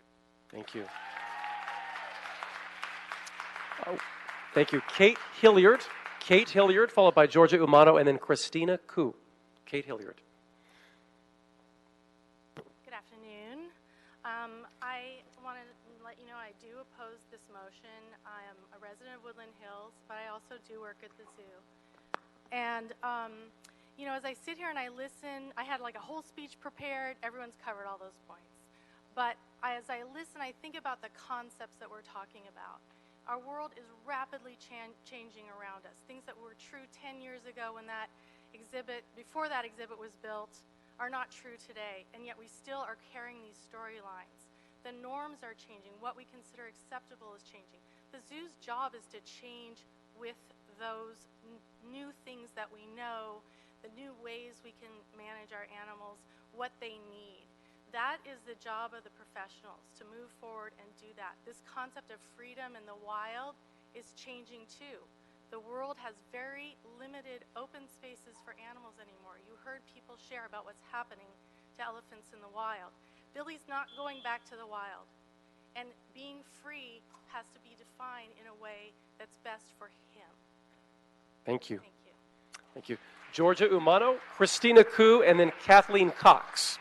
Kathleen Cox will be after Christina Koo. Good afternoon. Thank you for having this commission. Welcome.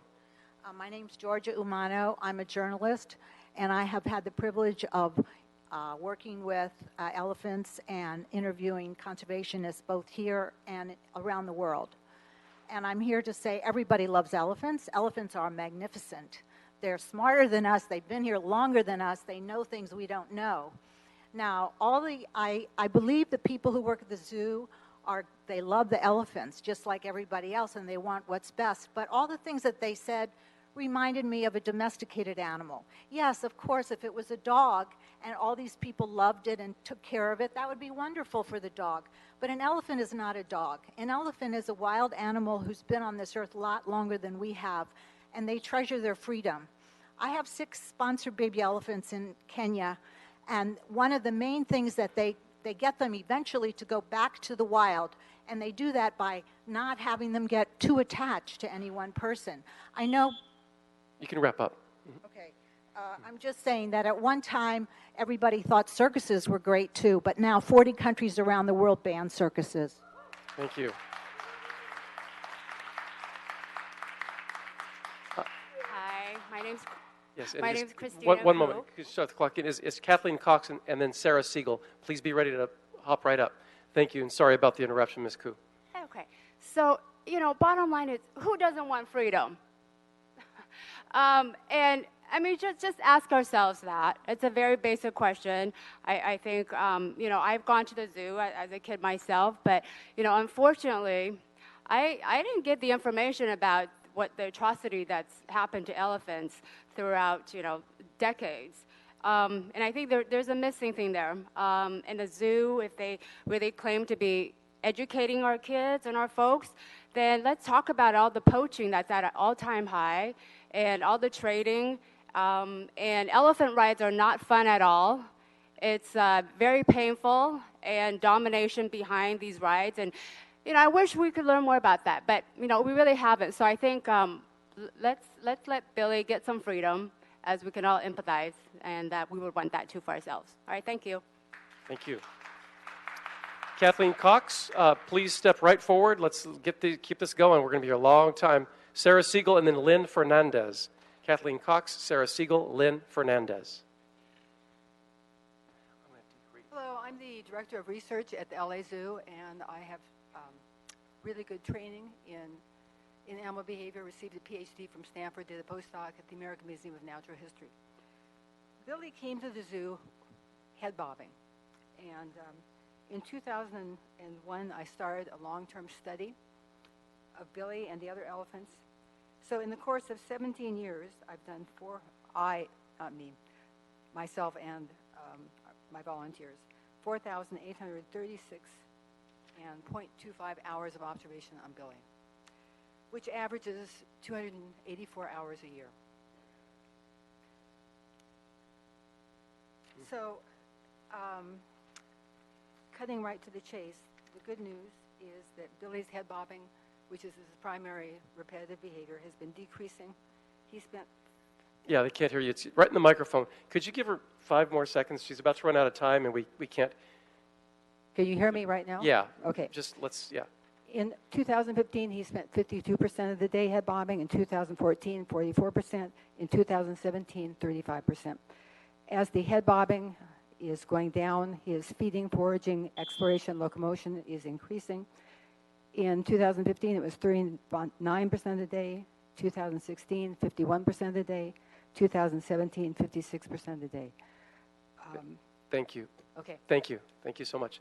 Sarah Siegel, followed by Leanne Fernandez, followed by Taylor Holman. Good afternoon. Thank you so much for listening to this, and I know it's a lot of people speaking. In reference to the pro-zoo, the trainers who love Billy, I mean, we all love Billy. That's why we want him to be free. This is a captivity issue. This is not, I love Billy more than you love Billy. This elephant, sentient being, that was stolen out of the wild from his mother. This doesn't make any sense. We're back here all the time asking for the same thing. I'm so thankful that we have the Bullhook Band, because the Ringling trainers told us the same thing. We love our elephants so much while they were beating the crap out of them. We know how Billy is very sad. We know he's not happy in captivity. No one's happy in captivity. It makes no sense at all. So we're asking you to free Billy as soon as possible, to go to a sanctuary. I've been to a sanctuary. These people say that the sanctuary, he's going to be isolated. He's not going to be isolated. He's going to be well cared for. Thank you so much, and please free him. It's time. Thank you. Taylor Holman will be followed by Ashley Froud. And Ms. Fernandez? Yes, you're on. Good afternoon, everyone. Thank you. My name is Leanne Fernandez, and I am an animal rights advocate here in Los Angeles. Zoos are prisons in which every inmate is innocent, and yet the most common argument that I've been hearing from the opposition to keep Billy in prison is basically childhood nostalgia, fond memories, and entertainment. Well, captivity is not love. If we really love Billy, we should support his release to a sanctuary instead of condemning him to a continued lonely and miserable existence where he will eventually die an untimely death. To keep Billy at the LA Zoo is to support animal abuse. Elephants are highly intelligent, sensitive, and social animals who want to be free just like us. Tradition, profits, and nostalgia are not an excuse for animal abuse. Billy is no different than the orcas in prison at SeaWorld or the animals kept in circuses. I urge you to please give Billy his freedom. Nobody wants to be in captivity. Nobody wants to be gawked at for the rest of their lives for profit under the guise of education. Thank you. Thank you. Taylor Holman, Ashley Froud, followed by Sandra Bell. Hi, my name is Taylor Holman. Let me start out by saying that I used to love to go to zoos as a child. Like many folks here, I have many fond memories at the zoo. However, I am here today to support Billy's rehabilitation to a sanctuary because I realize that his well-being is more important than the personal feelings of the humans that may visit him. His well-being is more important than corporate profits. Captivity is not education, it's exploitation. What can you learn from an elephant in distress? I urge you to be on the right side of history and free Billy before he dies like Gita and many countless animals before her. And let me leave you with a question. What is so radical about freedom? Thank you.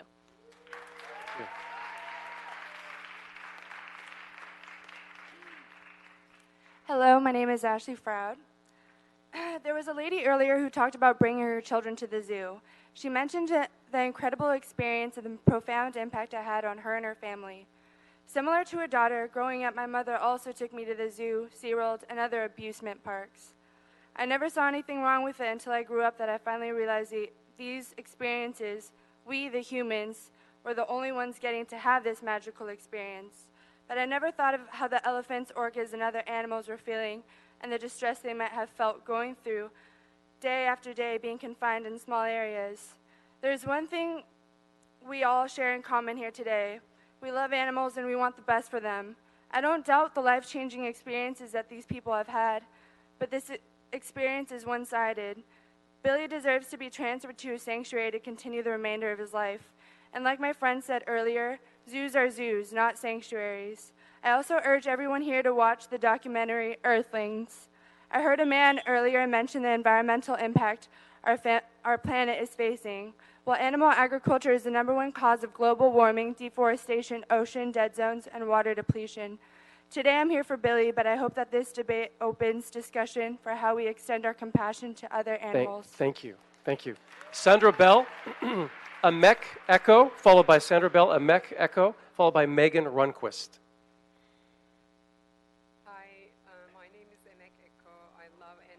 Oh, right into the microphone. Yes, thank you. My name is Emek Eko. I'm here like most people. I love animals and I'd love Billy to be transferred to a sanctuary. I've been to the LA Zoo and I've seen some sad animals there, including monkeys who can't climb because of the spikes on the trees to the trees. So we shouldn't just reduce these animals into objects that we can go and enjoy looking. It's not fair. They don't even need veterinarians in nature. They just are capable of taking care of themselves. And they keep talking about how it's bad to separate animals from their families. Why did you separate Billy from his family to begin with? Zoos could be turned into emergency medical centers for animals, and LA Zoo would be a great start for that. Thank you.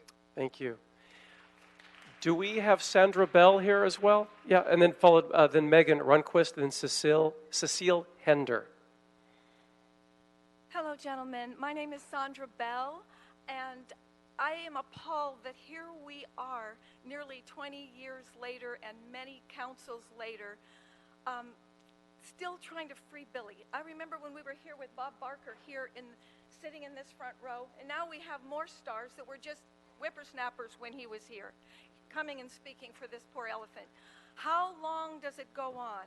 He's not there for children to just go by with their cotton candy and the whatever to look at the elephant, or to have some employee feel all elated because somebody asked for her autograph.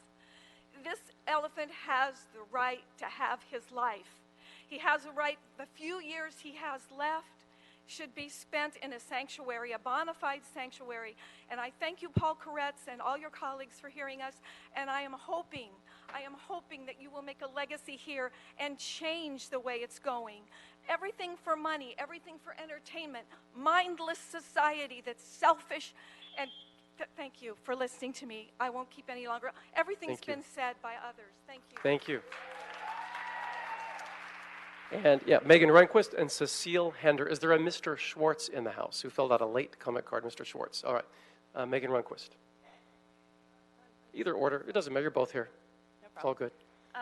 Good afternoon, and thank you for your time and patience.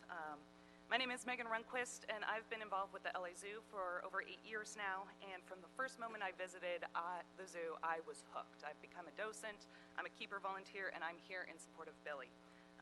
I urge you to trust your city staff and the accreditation of the American Association of Zoos and Aquariums. The Elephant of Asia exhibit at the zoo is state-of-the-art. It was completed in 2010. The very topography and substrates, the pools, the enrichment opportunities, it's unparalleled. A sanctuary could not provide the same kind of care. Many of these sanctuaries don't follow the same standard care protocols and actually have exposed healthy elephants to animals who are TB positive, and that wasn't diagnosed until after their death. Sanctuaries are not necessarily freedom, they're captivity with less oversight. So I urge you to have faith in your city's establishments and let Billy stay at his home at the LA Zoo. Thank you. Cecile Hender. Cecile? Hi, my name is actually Cecile Bender. I did Oh, a mistake. okay. I did a That's mistake. okay. Hi. I'm actually not working for the zoo, so I'm not here to save my job and be blinded by a majestic animal. You know, you can forget about the situation and his feelings. So when I looked at Billy, I went to visit Billy 10 years ago. When I saw Billy, I just opened my eyes, okay, and I just saw a very, very big animal who everybody knows is a social animal, and he was all alone, just making 3 steps forward, 3 steps backward, and I looked at him, I looked at his small enclosure, and I just felt so sad. And it doesn't take any expertise to understand that a huge animal like Billy, an elephant, needs to be with other elephants and be in a bigger space. It doesn't take much expertise. It just needs you to open your eyes and your heart. So Billy would be better off going to a sanctuary with other elephants and have more space to live his elephant life. Thank you. Thank you. Thank you. And last call for a Mr. Schwartz, a Herman Schwartz, and I don't see any Mr. Schwartz standing or rising. So that means the comments are over. I want to thank everyone again for giving up an entire afternoon and then some. I know that some of you came from farther reaches and you've devoted a whole day to this. We value your comments so much, no matter what your opinions are. We appreciate you taking the time to come up and devote to this very important issue, very emotional issue. And, you know, we wouldn't be doing our jobs if we didn't handle some of the tough tasks that people have deep feelings about, and I'm a big believer in that. I just want to say, for the record, I have visited Billy many, many times over the years, almost always on the down low, just as an individual, just observing, without being the guest of the zoo, just going in and watching Billy. I have formed my own opinions, and I won't share what those opinions are now. But I will say that over the years, beyond the last decade, I have observed Billy very, very closely. This motion that Mr. Koretz introduced, and I was happy to second, is not a referendum. It is not a referendum on the zoo itself, nor a referendum on the overall endangered species preservation program, which I wholeheartedly, 1,000% am in support of.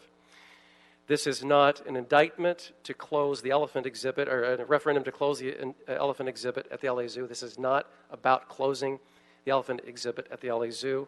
It is simply to address and evaluate Billy's well-being, and then making some decisions based on those evaluations.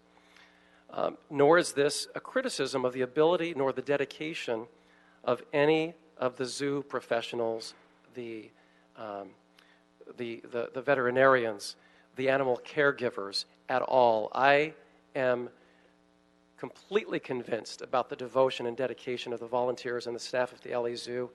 It's not about that. It's not an indictment of anyone's ability whatsoever.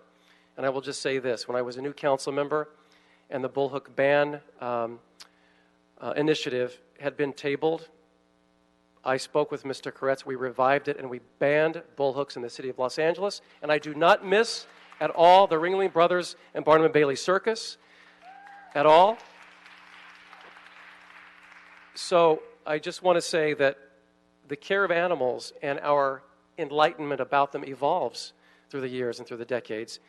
And we know that the Ringling Brothers and Barnum and Bailey Circus gave it their all so that we wouldn't ban bullhooks, and we know that that was the right thing to do. Many, many years ago, I took my 6 nieces and nephews to a circus when they were between the ages of 4 and 7, and I sat there cringing the whole time they were observing the horror that they were witnessing at the circus, and that taught me a whole lot just through their eyes. And so I just want to say that a lot of the speakers feel that us council members don't do our homework, but we do. We take a look. We have some independent thinking on our own. We don't always, we listen to both sides, but we don't. We're not swayed necessarily by one side or the other. And it's important that we bring that independent observation to the table ourselves when we make decisions and we take our votes. So I just wanted to state that for the record after hearing all of these public comments, and they were wonderful. So I am not here to indict anyone's feelings, their thoughts, their experiences at all. I welcome them, I respect them, and I value everyone's experience on either side. And it's always good to just take a breath and kind of walk back our passions and anger a little bit before we condemn one another for having strong feelings about something. And that's what I would like to see in this chamber and in this discussion as it moves forward. So I just wanted to put that out there. And now I'd like to turn the floor over to my colleague, Mr. David Rue. Thank you, Councilman O'Farrell. Thank you, Chairman O'Farrell. And again, like you, I want to again reiterate and thank everyone for being here today and for your interest and care for Billy the elephant.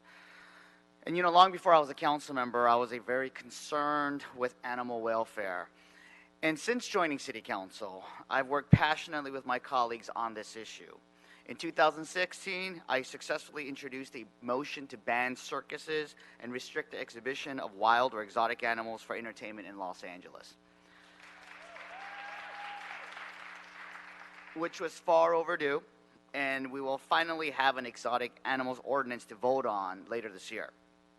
Within my first year of office, I fought to expand the wildlife open space around Mount Lee, using district funding to purchase vacant land before it could be developed. Just this past holiday, my constituents bought a mountain in Laurel Canyon, which is a crucial wildlife corridor in the Santa Monica Mountains, and through dozens of donations, including from my office as well, we were able to protect 17-acre parcel for the deer, mountain lions, foxes, and bobcats who use it.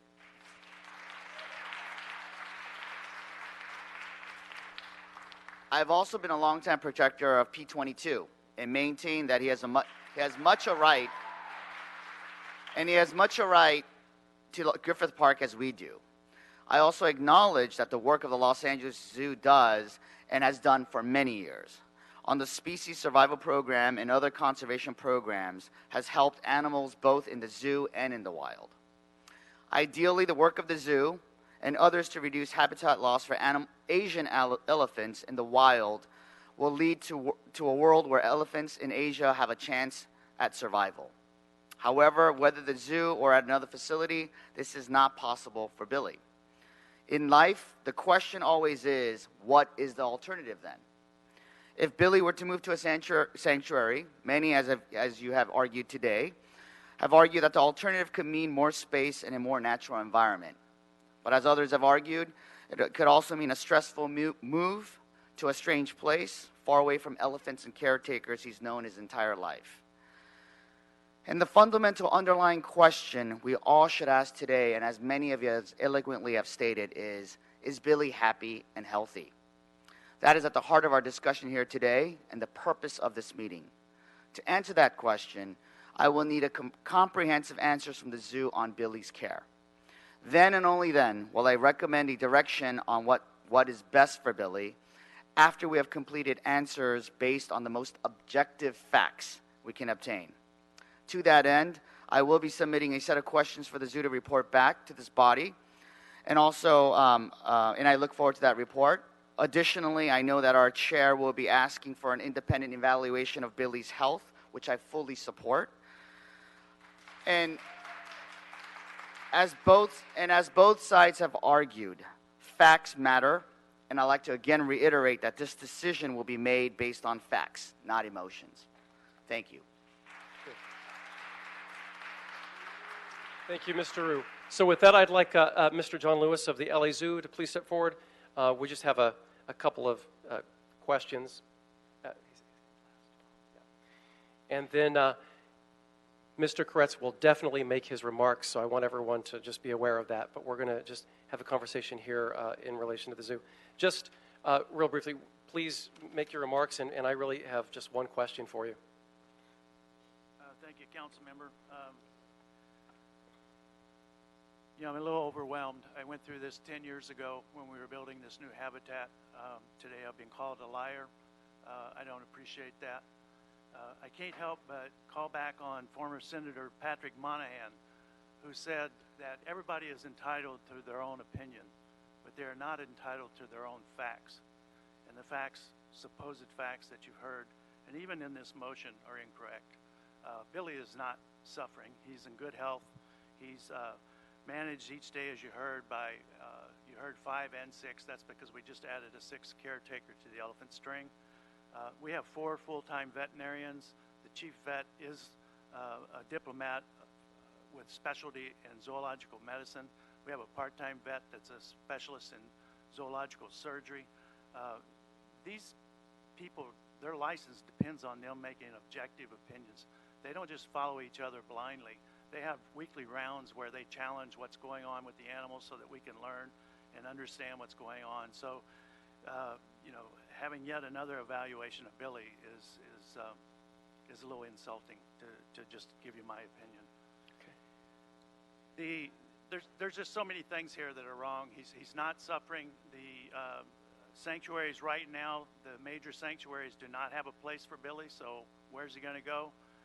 The Paws Sanctuary, which is a good sanctuary, they probably are the only one in the country right now that has the skill and the ability to handle a bull, but they've said on their website they need $6 million and $75,000 a year to take Billy. That money ought to be used for elephants that need the sanctuary, not Billy. The other thing, just kind of attacking the zoo, I'll quote you one other statistic. In the last 11 years, no elephants have died at the Los Angeles Zoo. At that same time, in 2 major sanctuaries, 21 elephants have died. So I don't know that that's the right way to count, but people are just throwing out these numbers. They're not relevant. They're not, you know, they don't have context to what we're talking about here. I'm not sure what else to add. I would like to introduce quickly the chairman of our zoo commission, because part of the motion challenged who is the oversight. Beyond the commission, we are inspected many times each year by the Department of Agriculture. That's where our license comes from. We just went through our accreditation with the Association of Zoos and Aquariums, and on that committee, doing a 3-day inspection was an independent veterinarian, a veterinarian from another organization, as well as an elephant expert from another organization, and they said that our facility and our program exceeded or met all of the AZA standards. We are also overseen by 1.7+ million people a year, 60,000 households that are members to the zoo, and believe me, we hear from them. They don't just let things lie if they see things that they're concerned about. So I'll introduce Karen Winnick, who is the chairman of our zoo commission now. Hi. Hi. Okay. Welcome. I've been a zoo commissioner for 14 years. I was appointed by Mayor Reardon, reappointed by Mayor Hahn, reappointed by Mayor Villaraigosa, and reappointed by Eric Garcetti. In that period, I met Cynthia Moss, who has an elephant study, and she studies elephants in Ambosali, and I went to see her. Joyce Poole put me on an elephant listserv that I get 20 emails a day about elephants and what's going on with them, and mostly it's bad news, and every so often I read something that's good news, and then I'll read the whole article. I've given support to Wild Aid because Peter Knight promised me 4 years ago he'd get China on board, and he did it. I'm on the board of Wildlife, Wild Earth Allies, which was formerly Fauna and Flora, and we deal with a lot of animal issues, but Cambodian Asian elephants. And the man that Josh Fisk mentioned was at my house, and he attested that Billy is he's a beautiful, beautiful animal and well cared for. And I'm just so aware of the threat to Asian elephants are actually more threatened than, they're more endangered than African elephants even. But I wrote a whole little thing here, but everything that I've said has already been addressed. I just want to say that I think it's so important to inform oneself. I mean, people were saying, oh, he's all alone, but anybody that knows about elephants knows that when elephants are 12 to 14 years old, male elephants, they go off on their own. And by the way, I've also support the David Sheldrick Animal Orphanage, and even when they try and, when they're older and they try and put them back into the wild, they still monitor them. And I do know about sanctuaries. I support the Tennessee Sanctuary, and they've had a lot of issues with health and everything, and tuberculosis, and so nothing is perfect. But Billy has a great home, and I've been a keeper for the day, and I've watched the way that these animals are cared for. Lastly, it was the gorillas. I mean, anyone who would deny the abilities or denigrate what our keepers do, it's just so unfair. And we have one of the best zoos in the country, and all I want to see is it's getting better and better.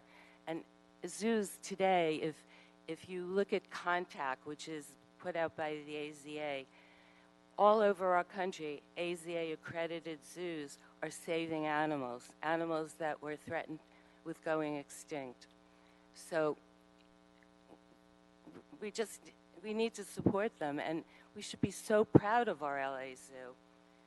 And Okay, shh, come on. Hey, no, come on. Let's have a civil conversation here. That doesn't help your cause at all. I just want to ask to please keep Billy at the LA Zoo. It's his home. It's where he belongs. And I truly believe that no other place will offer him a better home.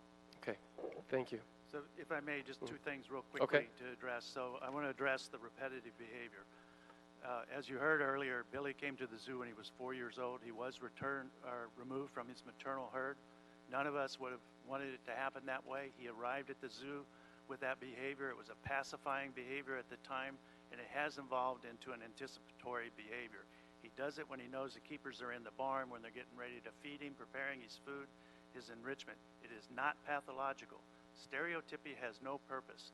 His behavior has a purpose. We've monitored it. Dr. Cox talked to you about the things that we're doing to reduce that behavior. If he goes to a sanctuary, that behavior is not going away. You just won't be able to see it. That's one thing. The issue about breeding. Billy was from the wild. He has no offspring in the North American herd. So taking breeding away from our zoo or any zoo is just an effort to stop breeding elephants, one, and then ultimately having no elephants in North America.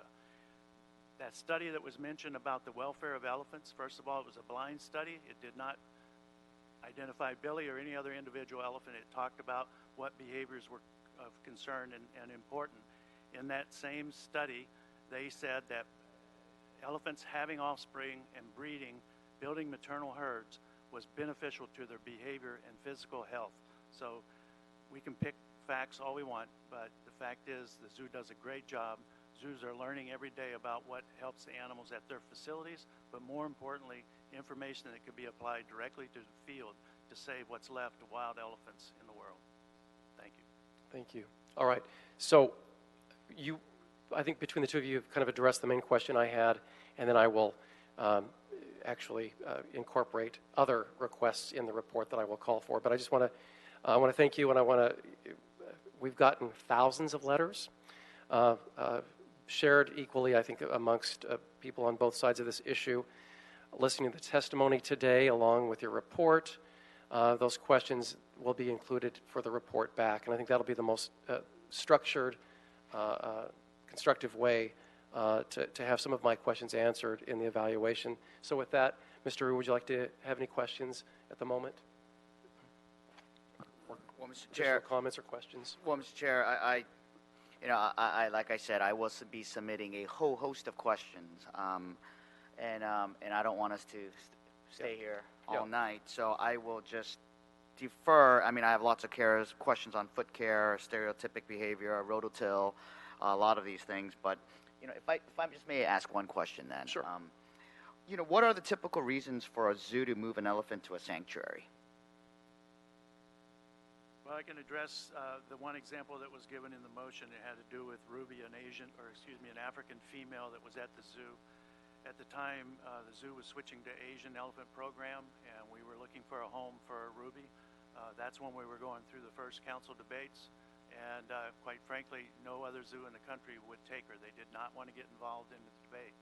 We went through the process with the Association of Zoos and Aquariums and had her declared surplus to the North American population.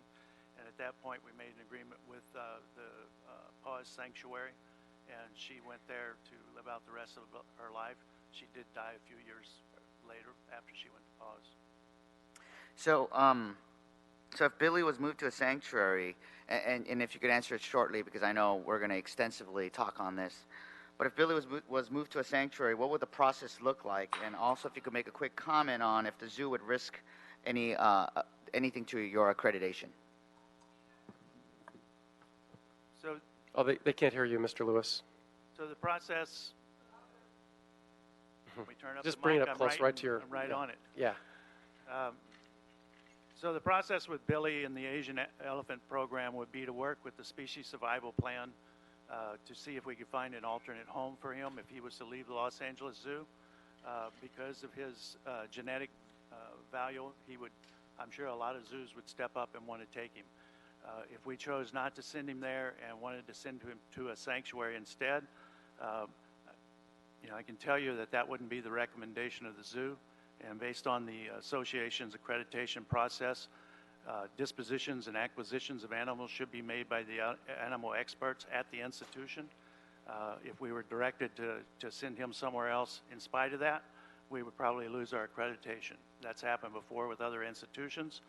That would set us aside. A lot of zoos wouldn't deal with us as a result. All of the men and women at the zoo that manage stud books and chair animal programs would have to step down because they could not continue that process. Thank you for that. And so these are the questions I'm going to be submitting to the clerk and to for the motion. Well, yeah, we'll incorporate a lot of these requests into the report that we asked for. So what I'd like to do is someone turned up the volume here. So what I'd like to do is have Mr. Koretz, the maker of the motion, give his closing comments for this session before I submit my recommendations. Mr. Koretz. He needs a microphone. We can't hear you yet.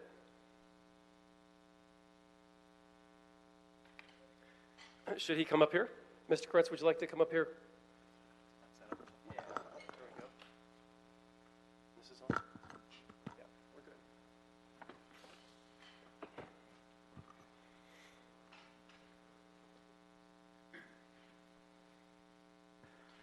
Thank you, Mr. Chair. And first, I support this proposal to do an outside health assessment. I think this assessment could update our knowledge base and help resolve this matter, and so I think we should move on it expeditiously. And I think there are sufficient questions about Billy's mental and physical health to justify that. Just for the record, I'm not a radical activist, nor am I a zoo hater. Probably other than this, my greatest objection to the zoo is I think we could market it better and be more successful, which I've encouraged over the years. My proposal, just to clarify, is number one, to cease all attempts to participate in invasive elephant breeding. I don't think we accomplished much with it. I don't think we're going to introduce Billy's children, should they have them, back into the wild, or do anything significant with them other than add a couple elephants to the zoo. And clearly it is unpleasant for him. He clearly has had none of it. I think it's time Councilman. The door is open when that procedure happens. He can walk out at any time. He has never walked out. Mr. Lewis, I'm going to ask that you not interrupt my colleagues. Thank you. Thank you, sir. I also propose that we send Billy to a sanctuary, and in what many of us would consider a very significant compromise, that we don't try to shut down this exhibit. We recognize we put a lot of money and a lot of effort into creating it, and we make it a female-only exhibit. At the time, I wasn't a big fan of doing it at all. I'm not a huge fan of keeping elephants in a zoo, but I recognize we've taken this path. What did seem ridiculous to me was that we enlarged the zoo, the zoo exhibit, and then we bisected it to keep males and females apart. So we actually didn't gain a lot of extra space for Billy that way.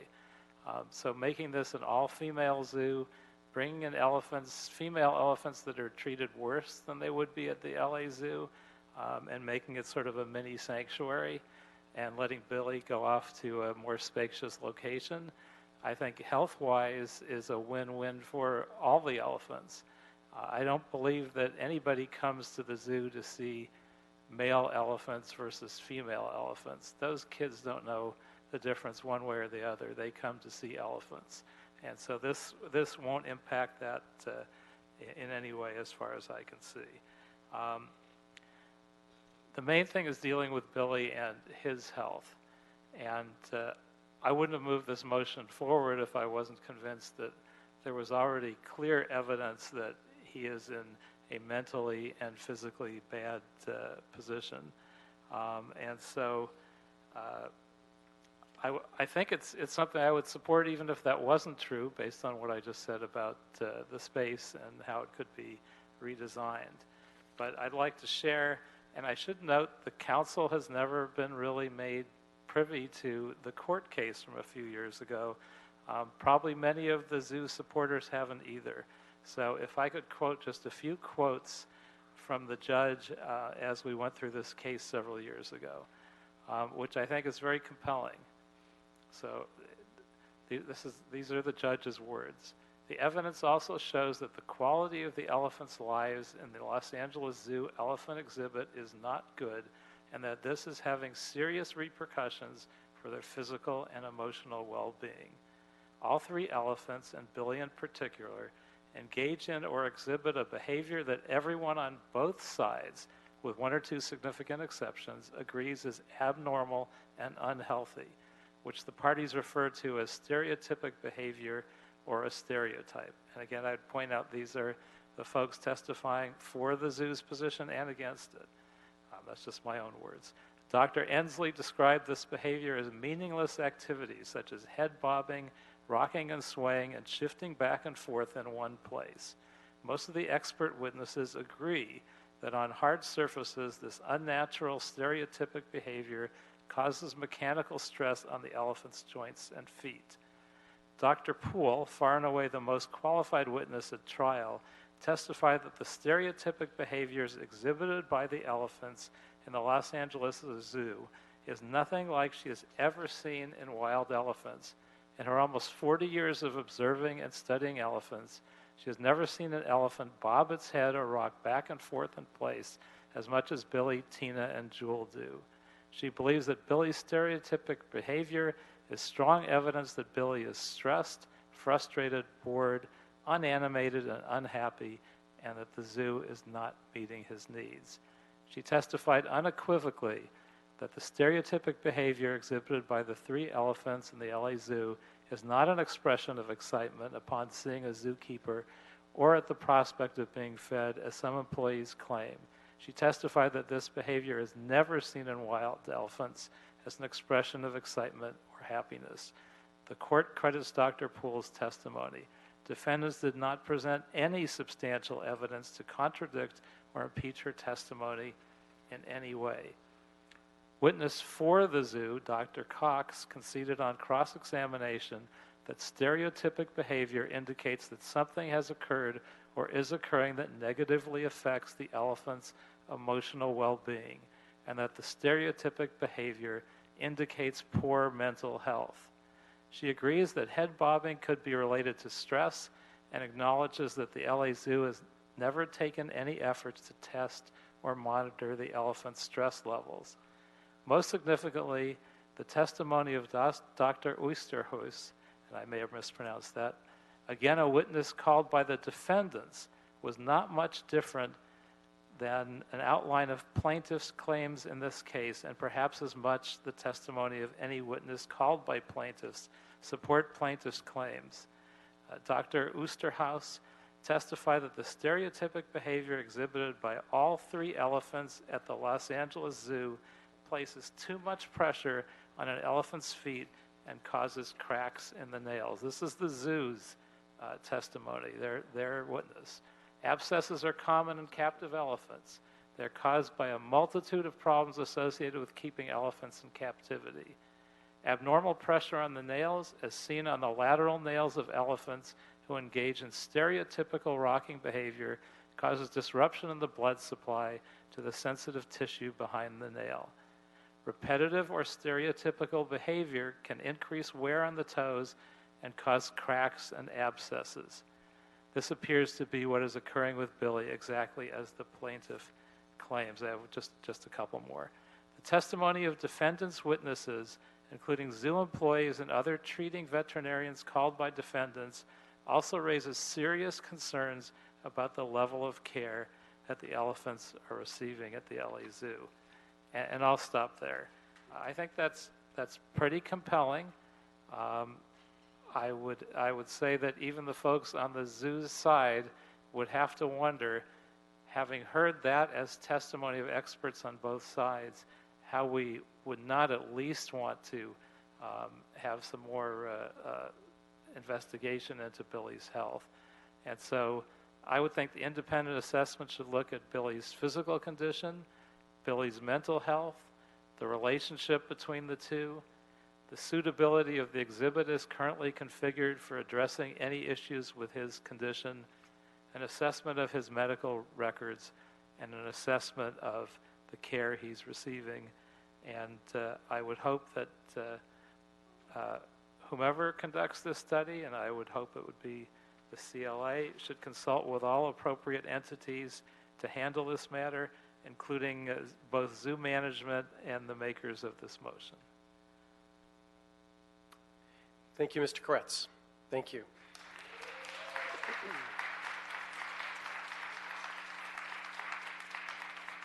Mr. Chair, Yes. I'm sorry. I appreciate him reading it verbatim, but he still was cherry picking and taking things out of context. There is what can happen and what does happen with our animals don't jive, so we'll find that out. The other thing, just as a reminder, the state Supreme Court unanimously overturned that ruling. Could I respond Okay, to that? yes, Mr. Koretz. And okay, Mr. Koretz is going to have the final word, and then I'm going to make my recommendations. Mr. Koretz. I would just point out the Supreme Court overturned this completely on a standing basis, not disputing any of the facts in this case. And I'd be happy to read the entire transcript in context. This was absolutely not out of context. It was completely in sync with what the rest of the testimony said. I think Mr. Lewis just doesn't want to own up to the fact that experts have taken this position. Right. I think we have to recognize that the experts feel that the zoo is not handling Billy's health appropriately. And I believe once we have a set of objective experts to look at this again, whether it's in a court context or not, they will find the same. Thank you. All right. So my first recommendation is to continue this item in committee. Instruct the chief legislative analyst with the city administrative office to report on the feasibility of forming a 3-person independent working group of professionals from various but relevant industries to independently study the safety and health and environment of Billy at the Los Angeles Zoo. Further, to instruct the CAO and the CLA to convene the working group as soon as possible and report with their findings and recommendations to improve the existing elephant enclosure at the zoo, along with the independent study of Billy's well-being. Here are some of the specifics, in addition to the specifics that Mr. Rue outlined in this written document, which we will submit for also to be included in the recommendations. The following. What does accreditation mean to the zoo in relation to the possibility of Billy being sent to sanctuary but retaining the other elephants at the LA Zoo?